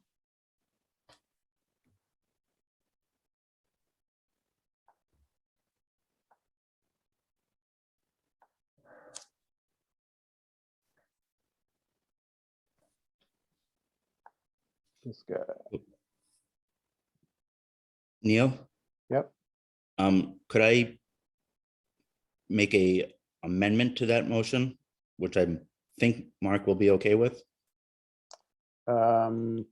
Yes, I believe you are allowed to offer an amendment to your own motion. Okay, so I'm gonna, though, if you're gonna do that, and if you want to put something in the chat, I will stop sharing so that folks can get back to a. if you want to go ahead and share that, it's going to take me a minute to type this up. So sorry, I technology. That's okay. One computer won't let me connect to Zoom anymore. And maybe while you're doing that, just perhaps to avoid going back and forth on this multiple times, I'm wondering if others, as they read this motion, have other clarifying questions or thoughts on it, that if we are going to amend it, then maybe we, rather than doing it 20 times, maybe we only have to do it 10 times. Mark Clough, go ahead. I understand David Sharp's concern, but I don't think we were as narrowly focused on that, that we, delved into those individual factors. And I'm kind of concerned about how we deal with that, because other people might have other factors that they want to deal with, where we were more broadly stroked on this. But doesn't mean we can't tackle that issue independently, or Sue can't. Just a thought on that. Okay, Sue, go ahead. So I had a question about whether Mark's motion, essentially, if I was going to testify, to stick as closely to this motion as possible, I would be testifying in favor, I think, but I want to clarify this because I'm not sure. I think I would be testifying in favor of option 1 as stated in the task force report, except for categorical aid for ELL. That's my question. Yeah, the intent would be, and I added it, it's right in the middle of the motion. The intent would be to support the October 28th memo, which includes ELL as a weight. Okay, thank you. And then Mark, a question for me as to how to interpret the last sentence, which is the position we hold concerning values and equity outcomes remains intact. When we talk about values, are you talking about numerical values associated with weights, or moral values? You know what, I'm going to turn that over to Mark Clough, because that actually was his line. I think what we were talking about, general moral, social values that the board has displayed, or we've talked about over our sessions the last few years. So no, not numerical. And I'm sorry that's not more clear to maybe it could be made more clear. Could I ask you to maybe then articulate a little bit more on that as to how you would interpret that for offering a testimony? Or I'm not sure how this guides us.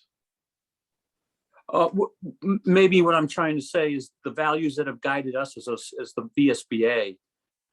And we've talked about equity, we've talked about funding equitably, all those sorts of things, student outcomes. It's meant to be broad and reflect what we've done over the last few years. Would it be right to put the word educational between concerning and values?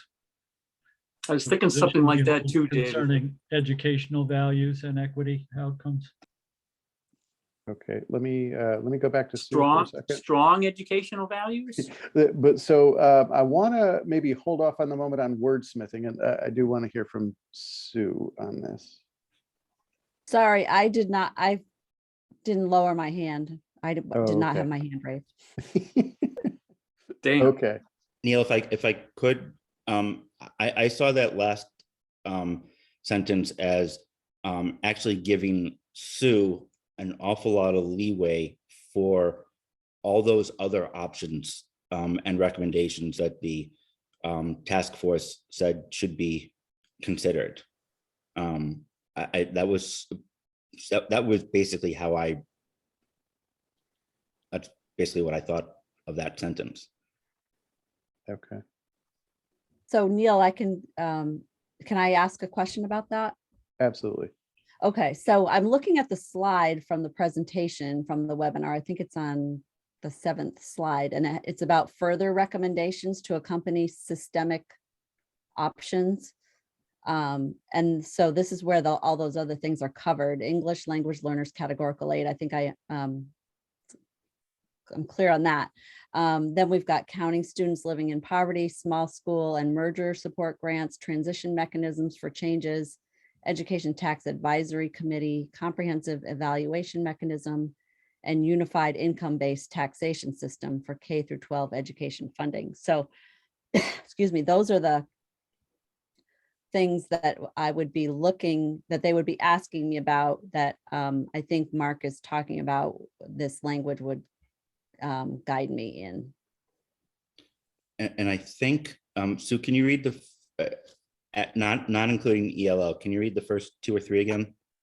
Yep, the first one after ELL is counting students living in poverty. So that's about changing the measure from SNAP enrollment to free and reduced price lunch enrollment, and then universal income declaration form.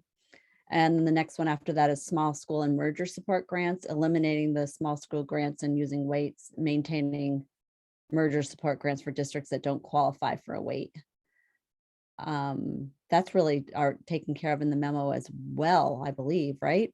Yeah, I was going to yeah, say so then, those really are. Yeah, the transition mechanisms for change, that's something that would be helpful to have a little bit more direction on. And do you want me to read the rest of them, or have I gone down far enough? I'm okay. Okay. Dave Sharp. Thank you.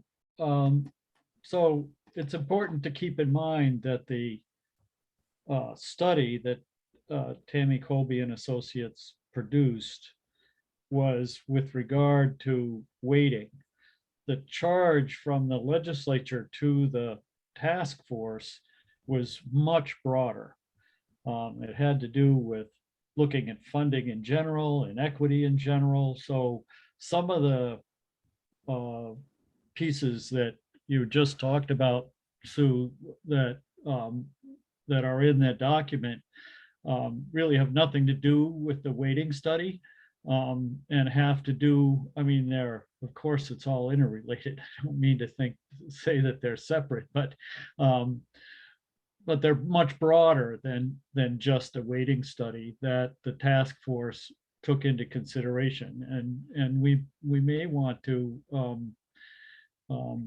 take a position on some of those, but they're outside the weighting study.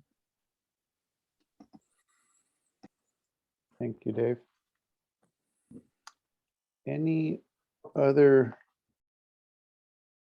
discussion? And and to be clear, we haven't entertained a motion to amend yet. So I think the proposed language that you see there in that second chat from Mark is what might be coming. Jim, go ahead. Yeah, this isn't, as Sue was asking for, how to deal with different situations. I think just, one thing keeps coming to mind as Neil asked a really good question about the pensions. Oh, gee, are you going to raid the ed fund to do that? And it was like, well, yeah. My concern, they're clearly looking at doing the transition with the ed fund surplus. And, I have a real concern that gets, spent 14 times. And, I think that, this is actually, in my mind, the right kind of use for an ed fund surplus. Whereas, some of the other choices are probably less This is just my opinion. I throw out that, if it's going to be, if the ed fund surplus is going to be using it for something like making this transition make sense, a lot of the other extraneous uses that they could think of for it, everything they want to fund, are probably less, fitting as a use for those funds. So throw it out as, just trying to give Sue a little bit more direction. Thank you, Jim. Kim Gleason, go ahead.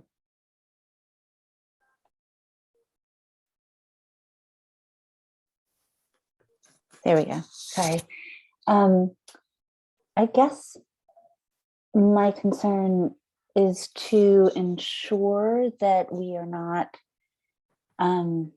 restricting Sue's ability to engage with the sort of the fluidity of the process.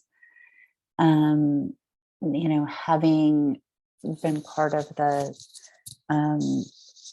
webinar and hearing the two pretty distinct paths, like we're saying that there's even a part of the one that we most align with that's not agreeable. And I'm appreciating that there's some language that is soft, but I'm wondering from Sue's standpoint, does this leave you the flexibility to fully engage with the process?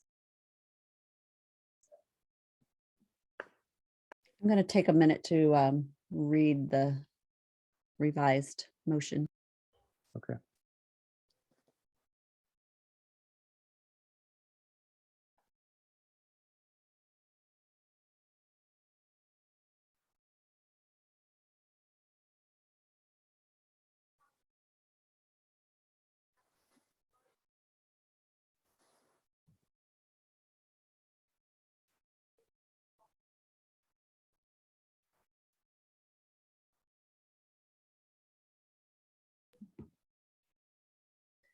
I think it does, with the broader language at the end there. I mean, I'm certainly clear on what the October, supporting the recommendations of the October 28th memorandum entails. And I guess, some of the other decisions that they may be making on the things that I read off a little bit earlier, I think are also covered in the October 28th memo, like the English language learners and counting students living in poverty and the small schools part of it. But I'm not sure, just looking at the rest of them. Transition mechanisms, I'm not sure that language provides me enough direction on transition mechanisms. If you think it does, if you could explain that, that would be great. Education Tax Advisory Committee. I suppose I could interpret that in that language. Comprehensive evaluation mechanism. I think that's probably likely something VSBA would support, evaluating the whether there was an improvement in outcomes and equity. And then unified income-based taxation system for K through 12 education funding. I actually believe that we have a resolution on that, supporting income-based taxation for K through 12 funding. I think we already have a resolution on that. Thanks for that, Sue. I guess I will weigh in and say I definitely appreciate where Mark Clough was going with that sentence. Personally, I think I would lean towards maybe not including it. But that's for this body to decide. Colleen, go ahead. Yeah, my question was, does somebody need to go back to another document to understand what the position we hold is? And so if that sentence remains part of the resolution or the affirmation, does there need to be some clarity about what the position was? That's one of my concerns with including it is it would cause me to think that it references a position that we previously articulated. And I'm not sure in all of the remaining instances that there is such a thing.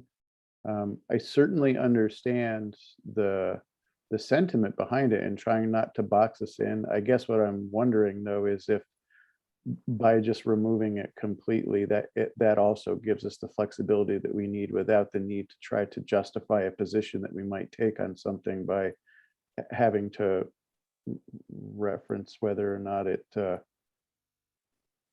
equates to a previous value or some other position of the board. Mark Clough, go ahead.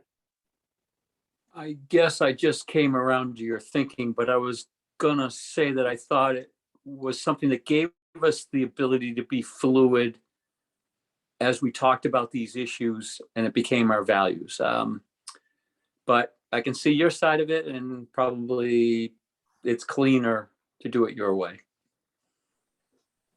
Yeah, sorry, I wasn't trying to, it's not a judgment call at all. I'm just trying to make sure that we sort of do what's best for the organization and easiest for Sue to follow from a guidance perspective. Mark Schauber, you still have is that a new hand? Yeah, I do. So first of all, I want to say thank you to everybody. We've gone through this exercise before and kind of wordsmithing motions together, and I actually takes a little while, but I actually think it works. So I want to just thank everybody for their input. And my intention would be not to box Sue in on anything other than the weights, and figuring that we can discuss that maybe item by item if we wanted to the other recommendations. And it also would not be my intention to put Sue in a position where she's not participating in conversations about the reverse foundation formula.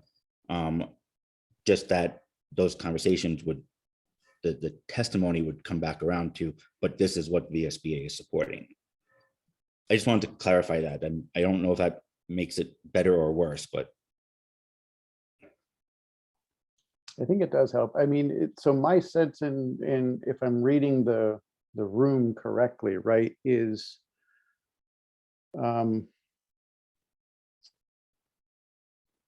there is no love for categorical grants. To the extent that a categorical grant was suggested, for example, for the ELL stuff, this body does not support that. To the extent that the cost equity model relies on categorical grants as sort of its basis, this body doesn't support that either. Am I reading the room right? I mean, maybe somebody tell me that I got it wrong if you don't agree with that, right? My sense is then, for the two marks, right, that perhaps a motion that ended, that struck the last sentence covers those bases. Thoughts on that? end it at memorandum. Yes. Mark? I guess that is now the amended motion, or the So motion to amend. So would someone care to make a motion to amend that was that? And I'm okay, Mark, if it wants to be you as well. I'll go ahead and make that. Okay. And is there a second? Just to keep it consistent, I'll second it. Okay. The two Marks. Any further discussion on the amendment?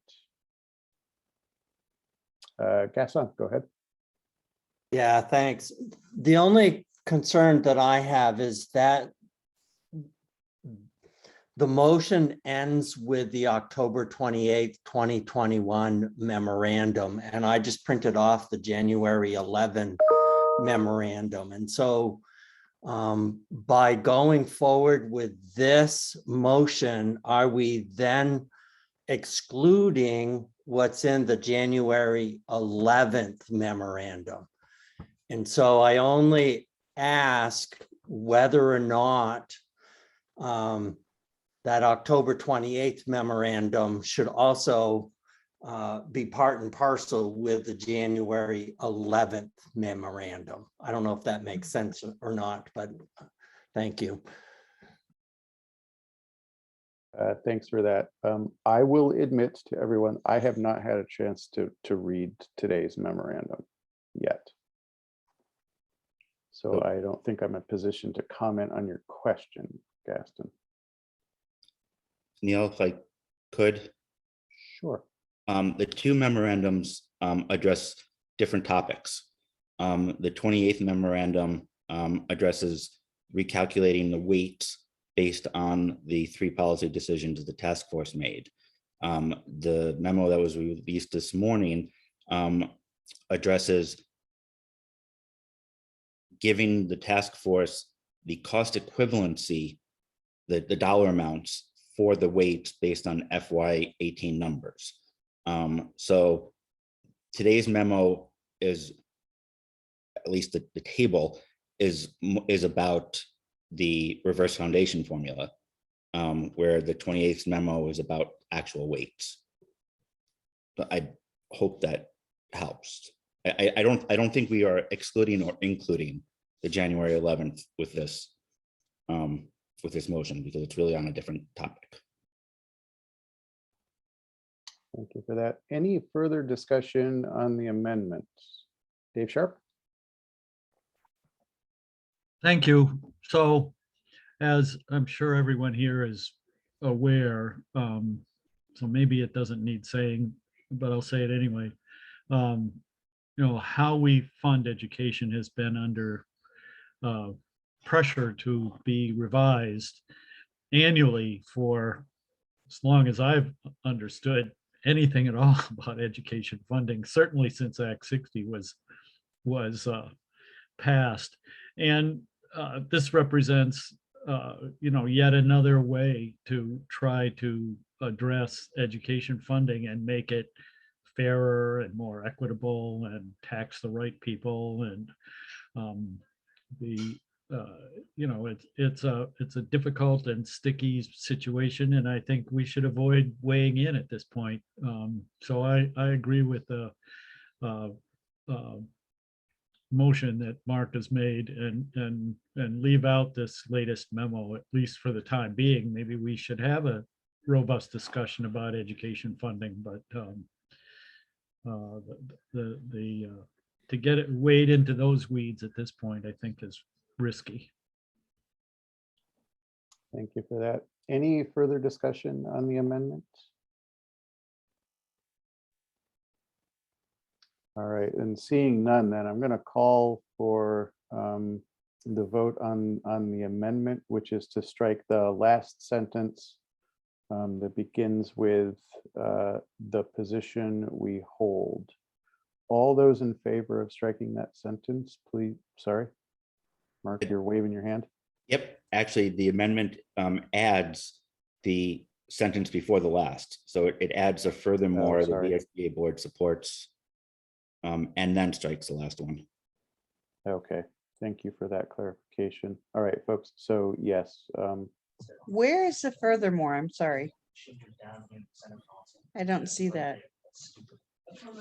I thought it was just striking the last sentence. So In the Carrie, chat, Carrie. Yep. So Carrie, what happened was you'll see 2 chat messages from Mark Schauber, one after the other. The second one is a modified version of the first one. Okay. And are you seeing the furthermore in there now? I just copied and pasted what I thought we're voting on. Is that correct? The first thing we have to vote on is the amendment. And then we vote on the amended motion. But the amendment would create this, though. If that helps. Yeah. So let me try one more time to sort of if I can clarify for board members. The first motion that Mark put into the chat was the motion that he made. And it was seconded by Mark Clough. The second one that Mark put in the chat included a revision. And that revision is to supports the recommendations of the October 28th, 2021 Professor Colby et al. Memorandum. And I'm just going to try to include this all in a single amendment, right? So it's to add that line and then to strike the line just after it. Did that make it more clear for folks or more confusing? Okay. So let's then call for a vote on the amendment. All those in favor, please raise your hand so we can see them and leave them up.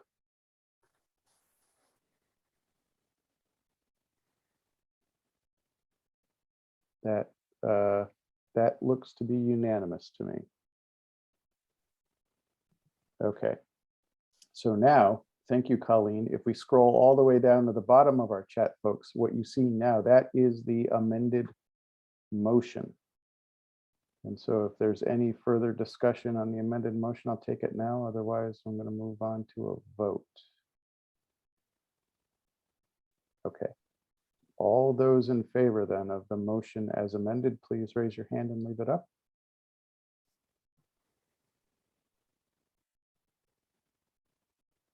That also looks to me to be unanimous. Thank you, board. So Sue, a new VSBA board position this evening. Hopefully this helps as we move forward through the legislature. I see Dave, you have your hand up. No, okay. That was just voting, but I do have to leave for a budget meeting, so I apologize for leaving early.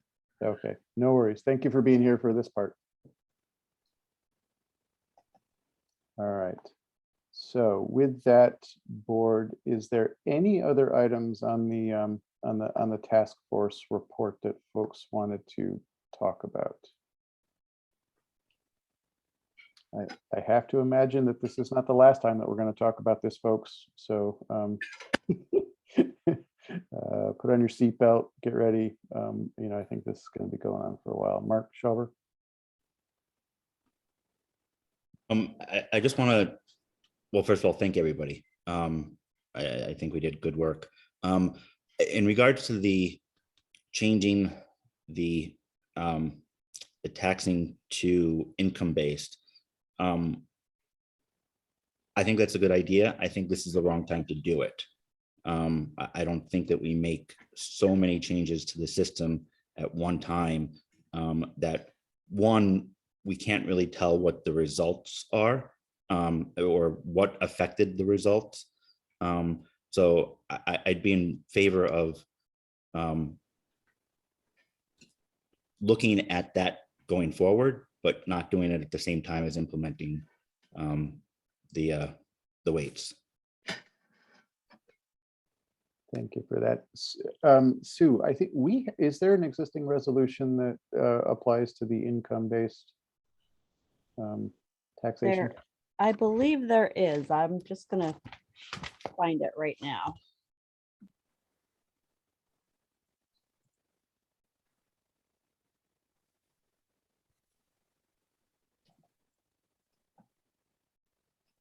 While Sue is looking, Mark Schwarber, thank you for all your work. I know you've put in a tremendous number of hours. I know it's important to people in your part of the state, but it's important to everybody in the state. And I'm a little concerned that I don't think some people are that much in tune with what's happening and how quickly it's happening and how the whole charge got expanded. But thank you for your efforts. Yeah, Sue, 2F maybe? Yes, yep, it is 2F. I just found it. The General Assembly should examine alternative funding sources for our education system that are more equitable and sustainable, rather than continue a system that predominantly relies on the property tax for revenue. Thank you, Don. I appreciate that. Okay.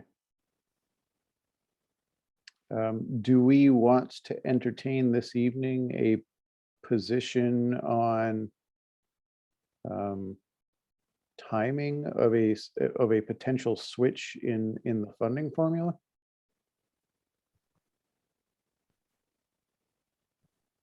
Do folks have an opinion on that? I guess I speak to Dave Sharp. My experiences are if you have too many things on the plate, you don't get much of anything. And so I would be in favor of not promoting that part of it. But Dave Sharp also chaired a committee, and I don't know how they think the House would react to making that part of the whole weighting study discussion. Mm-hmm. Dave, go ahead. Or is your hand still up from before?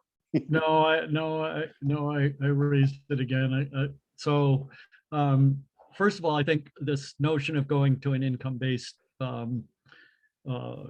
taxation system for schools is a wonderful soundbite, and on the surface it's you know, oh yeah, let's do that. Lots of support. It faces very strong headwinds in the House Ways and Means Committee, where I sat, where we considered income-based tax proposals year after year, and I believe that opposition still remains strong in that committee in particular, and the House in general. And I'm one of the people that does not support it. We saw the statistics. You know, we have at least one taxpayer that lives in $1 million house and reports from the tax department a $10,000 income.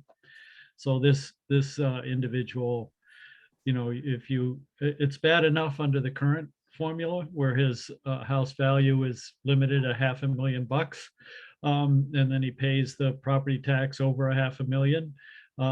If it was based strictly on income, he'd be paying his education tax based on $10,000. So while there clearly needs to be improvements to our funding system. So I like the way the resolution is worded that Sue read, and we should stick with that. The notion of promoting, and I agree with Don that this is, and Mark, that this is not the year to do it. The establishment of a tax task force, there, say that 5 times, is a good idea. Of course, we've done that 2 or 3 times over the last decade. And what they've done is modified the taxing structure, which will probably get modified again, but this is not the year to push it. And a pure income tax based system sounds wonderful, but ends up being less fair than our current system. Kim? I was just going to say that it feels like I don't think there's anything substantial enough to respond by virtue of a new resolution on the matter. It feels as though our old one, you know, and waiting out if anything may evolve out of those conversations, we would come at it with a more informed potential position. And so I would advocate for us doing nothing on this subject right now. Thank you. Is there anybody else that feels strongly at this moment in time that we should? Knowing that I do think that we're going to be coming back to this later on, possibly even in February. Okay. So if there isn't anything else related to the task force report, then I'm just going to look to see if it's okay to move on in the agenda this evening. If that's the case, I'm going to look to skipping then to Finance Committee appointments. And I think we've had some changes on the Finance Committee that we need to address. Yes? Yes, so the members of the Finance Committee were Kim as treasurer, Jim, Mark Schauber, and Lori, Lori isn't on the board any longer. So we thought it would be a good idea to sort of reconstitute the Finance Committee or reconfirm who's on it, because they're going to be doing some work coming up on the budget. And now Jim is the treasurer. And remind me again, Sue, for a committee like this, does the chair have authority to appoint, or is this an elected? I believe the bylaws allow the chair to appoint this committee. Yes, Finance Committee. Definitely should have demanded we do this earlier in the meeting when there are people here. Yeah. It says appointed by the president with the advice of the board of directors. Okay, so Jim, you're somewhat saved in that, and it's just there was somebody that you were really dying to have on the committee who's no longer with us this evening. If you were to recommend them to me, I might be able to appoint them.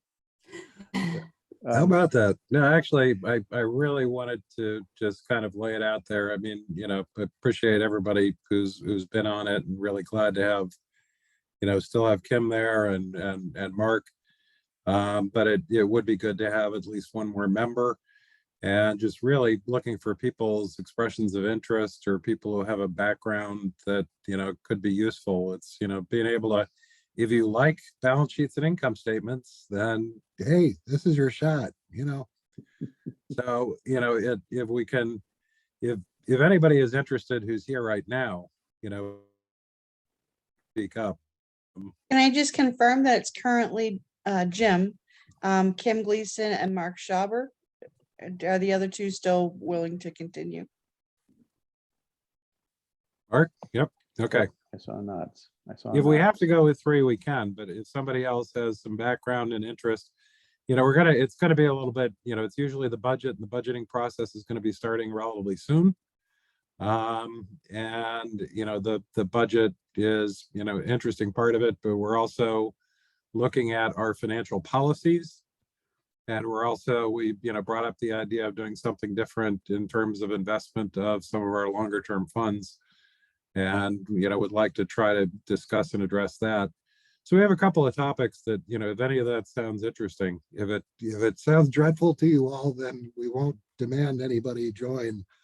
But if it sounds interesting to anybody, we'd, love to hear you speak up. And, I could end up asking, is anybody, and nobody's put their hand up yet or acted like they want to do.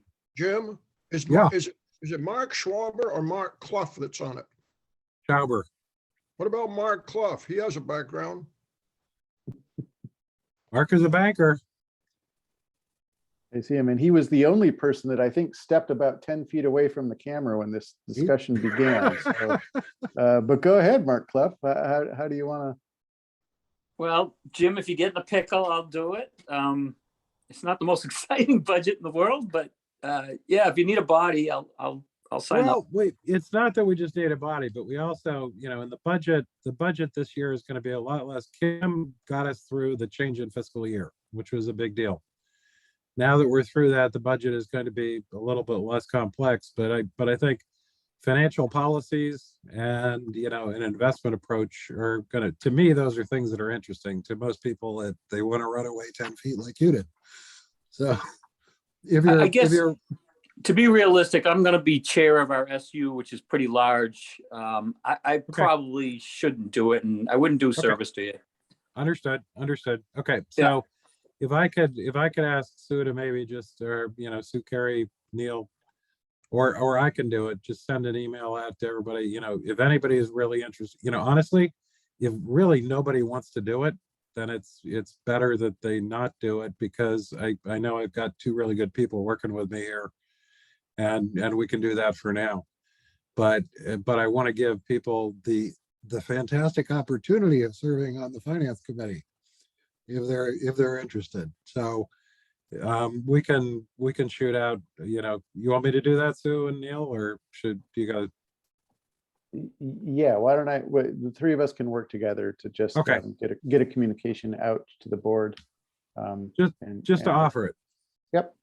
Yep. And if necessary, what we may have to do is we can add an additional $100 on top of the salary that you guys already get, if you want to serve in this position.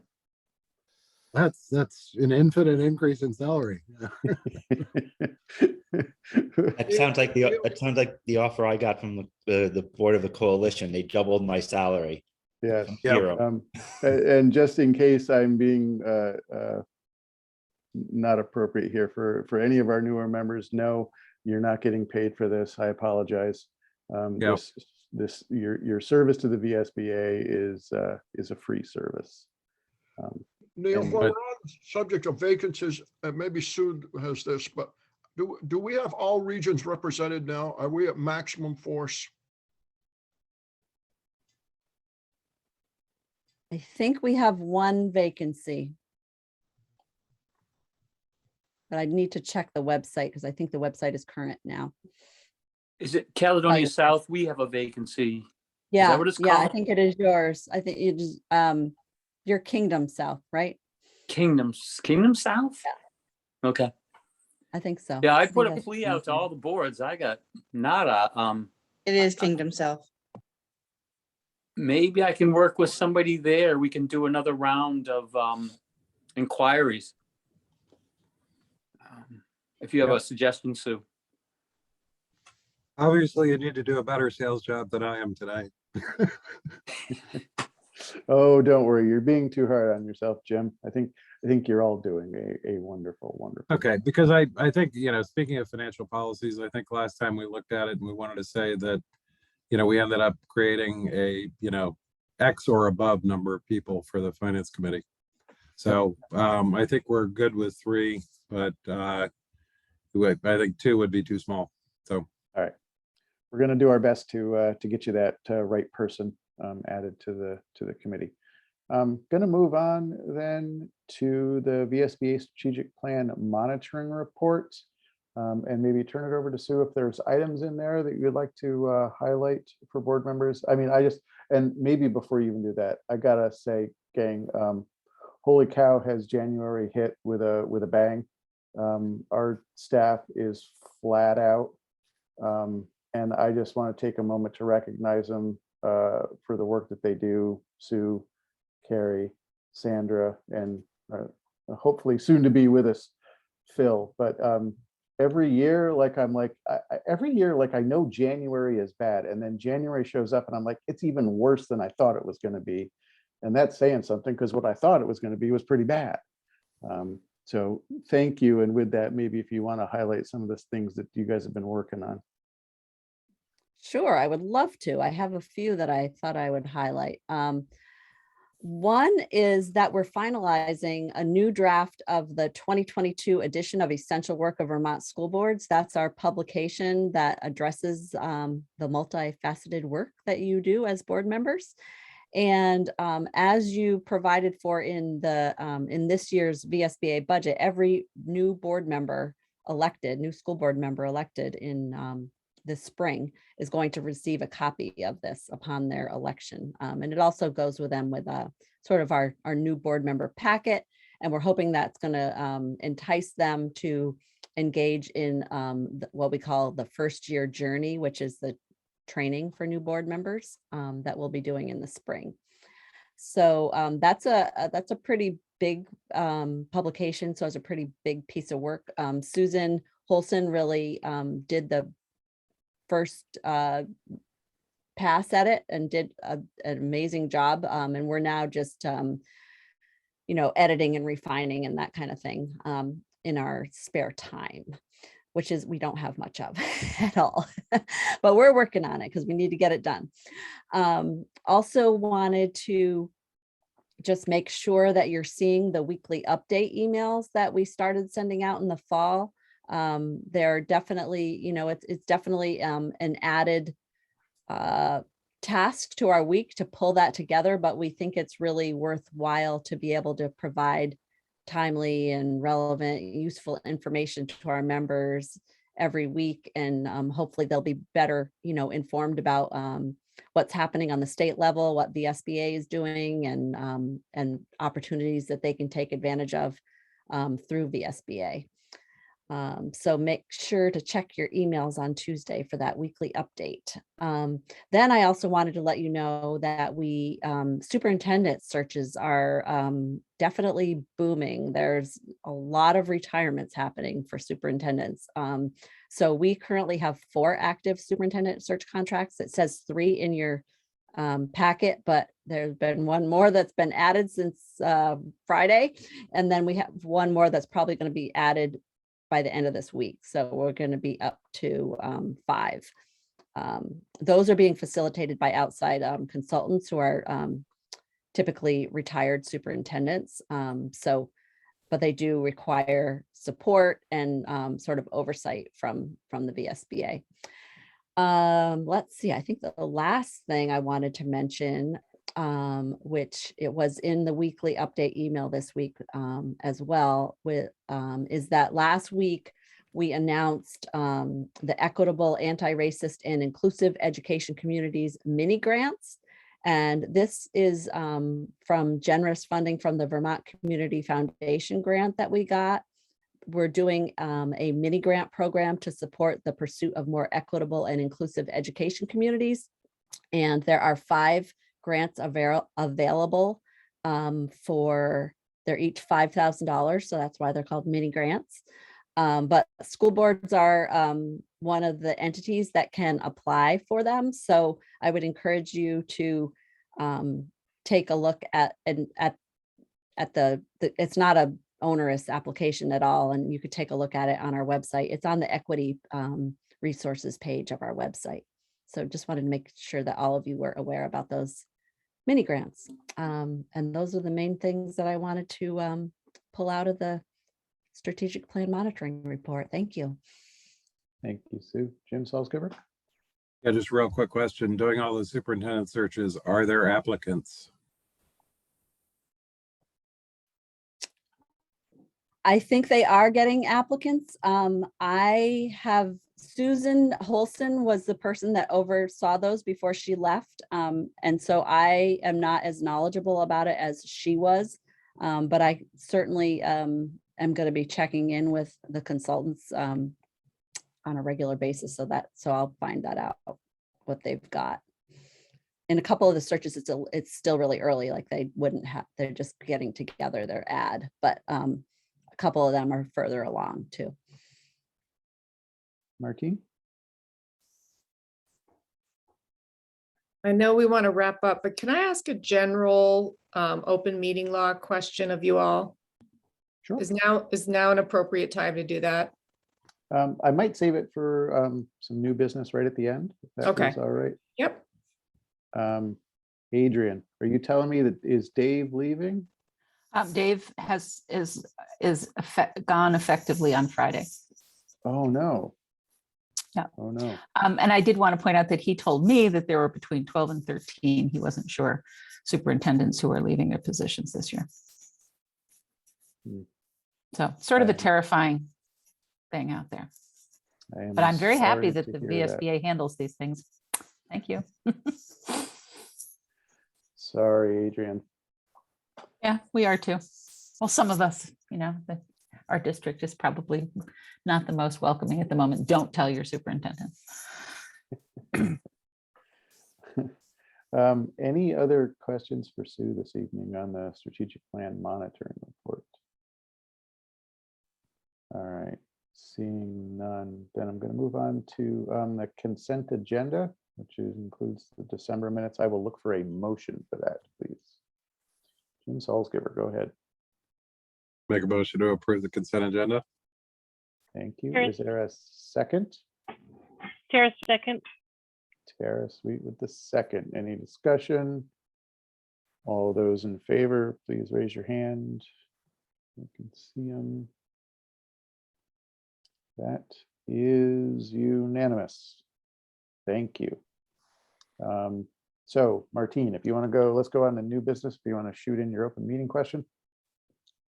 Thank you, Neil. I should probably know the answer to this, but there's been some discussion back and forth in our district. If a committee has a meeting that is recorded, assuming that it has to be recorded, it gets recorded. Does it have to be up? Does that recording have to be uploaded to board docs, or does it need to be made public? Sue, do you want to take that one? Sure, yeah. So currently, there's no requirement to record a meeting. And there's no requirement to post a recording.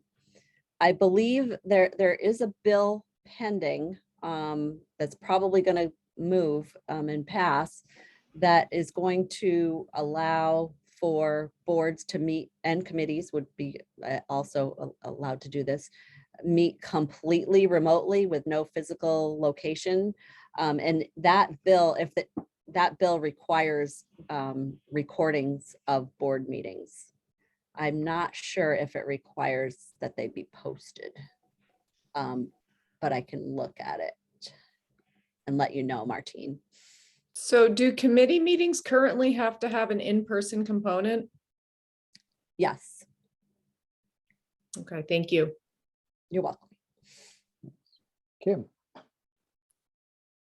Thanks. I'm not even sure what category this falls under, but the concern regarding the revisiting of the Rutland mascot and the sort of process and challenge that I think brought to light in a really public way. I am just wondering, I know the hard work we do to promote good governance on this board and in this organization, and it has very little support through legislation for recourse or accountability to good governance and practice. And I don't know if there is a role to be played in considering stronger legislative language, consequences. I'm perplexed, I was disturbed, and I think it compromises the credibility of board decision-making in general. And I felt like I needed to say it and ask if there's something we can or should be doing as a body. So one thing I could let you know about is you probably remember when we had our regional meetings that Secretary French talked about governance standards, and he's very interested in, I believe, including that in some of the state boards work, possibly. I introduced him. I had set up a meeting with him and Phil Gore, who's coming to work for the VSBA. It was last Thursday, I think. And I wanted to make sure that Secretary French met Phil early on, even though he hasn't started yet, because Phil has sort of led governance standard work in other states. And I thought it would be helpful for Secretary French to know that we had that type of a resource coming on to work at the VSBA.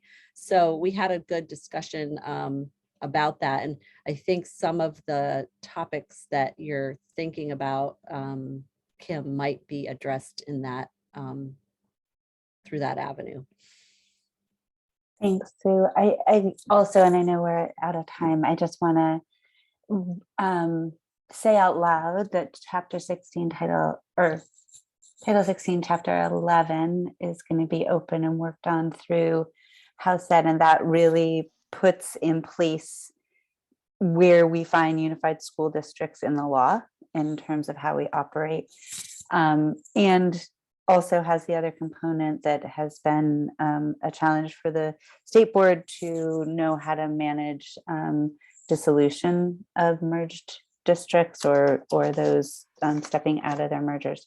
So those are two components being looked at: operational aspects of a unified school district, and that's a pretty major overhaul. And I would encourage that we think about whether there is any place in even in that to strengthen governance requirements. I haven't thought all the way through that, but it's open. And if this were to end up relying on ed quality standards rule making process when so much else is being revamped through ed quality standards, that doesn't have the same effect of legislative expectations of the roles and responsibilities. And I would hate to find us as in state board hat get caught not having the law say something we need to and want to do in the rules. There are lots of times people hang us up in the rulemaking process by saying it's not in the law. So I just put that out there for people wiser than I to really think about, because I am in my state board hat working with the agency on Chapter 11. So I'm open to any suggestions.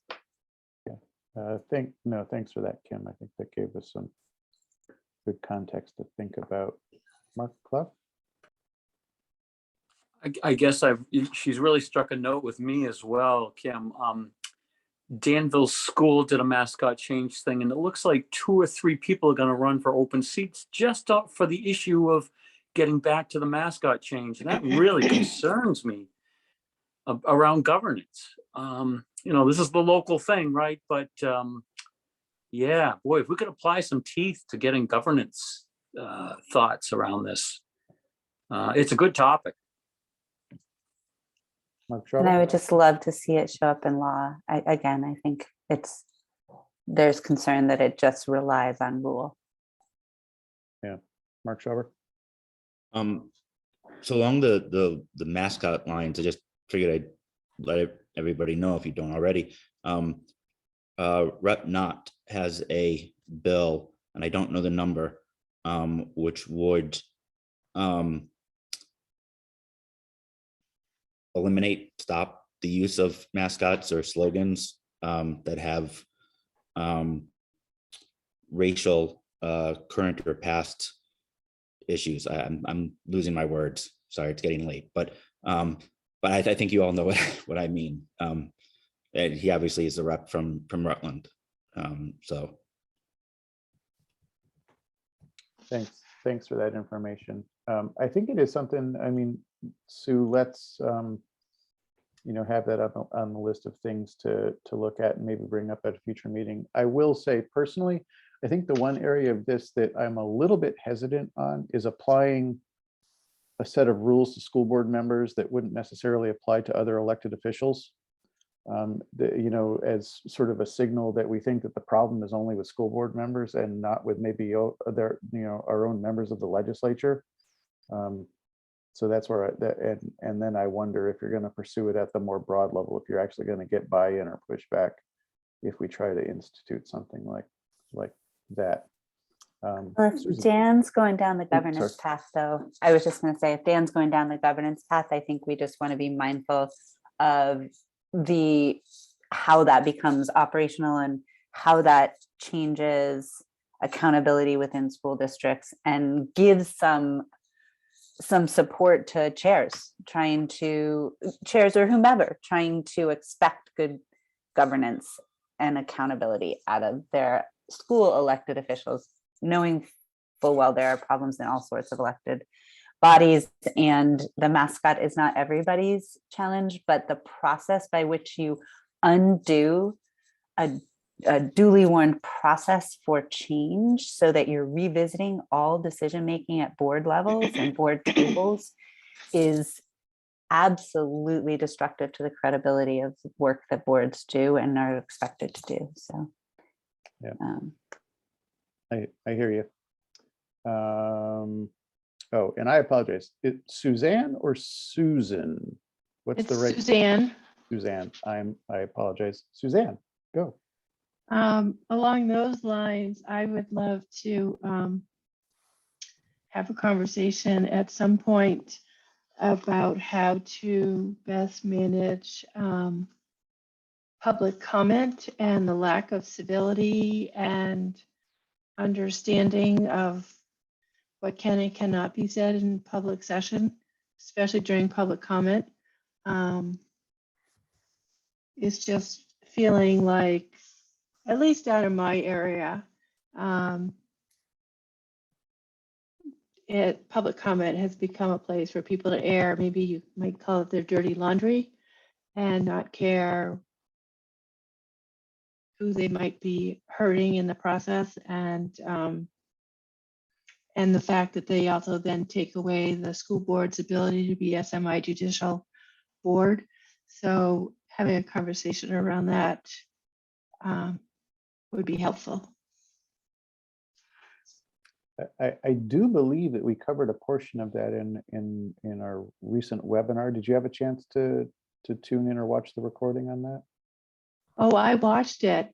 I'm just not Okay. sure the general public watched it. Yeah, no, you're probably right on that part. Colleen?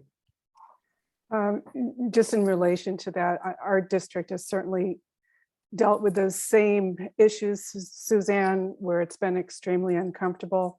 And one of the things that we're doing is through our policy review, we have a policy related to public participation at school boards. I'm on the policy committee, and by slowing down the process of the policy review, having it go back to the full board, talk through changes, revisions to implementation or so forth, send it back to the committee because people aren't quite happy with it, having it come back to the full board again. So we're getting multiple cycles of board meetings where we're talking about one policy with revisions, public participation at board meetings. And it's helping educate our full board at the same time. And so we're putting some pieces into place, and I'd be happy to share some aspects of it with you if you want to send an email. But one of the pieces that we are requiring, we're going to ask all of our board members to do, is to watch the webinar prior to our next board meeting.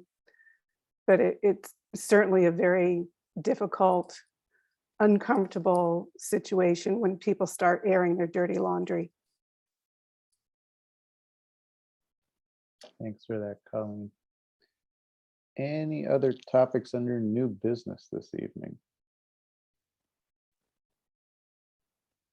Seeing none. I apologize. We've gone over by 17 minutes, board members. I promise I'll never do it again. But I also want to say, enjoy School Board Appreciation Month. Really soak in all of that love and all of that admiration from your communities. Take it, take it to heart. I know it's what drives all of us to do what we do. I appreciate you guys. You make this job easy. So thank you for doing it. And with that, I will look for a motion to adjourn. Moved, and thank you. Thank you, Kim. Seconded by Jim Salsgiver. All those in favor, enjoy the rest of your night. Good Thank you, night. guys. Thank you. Good night. Thanks, everybody.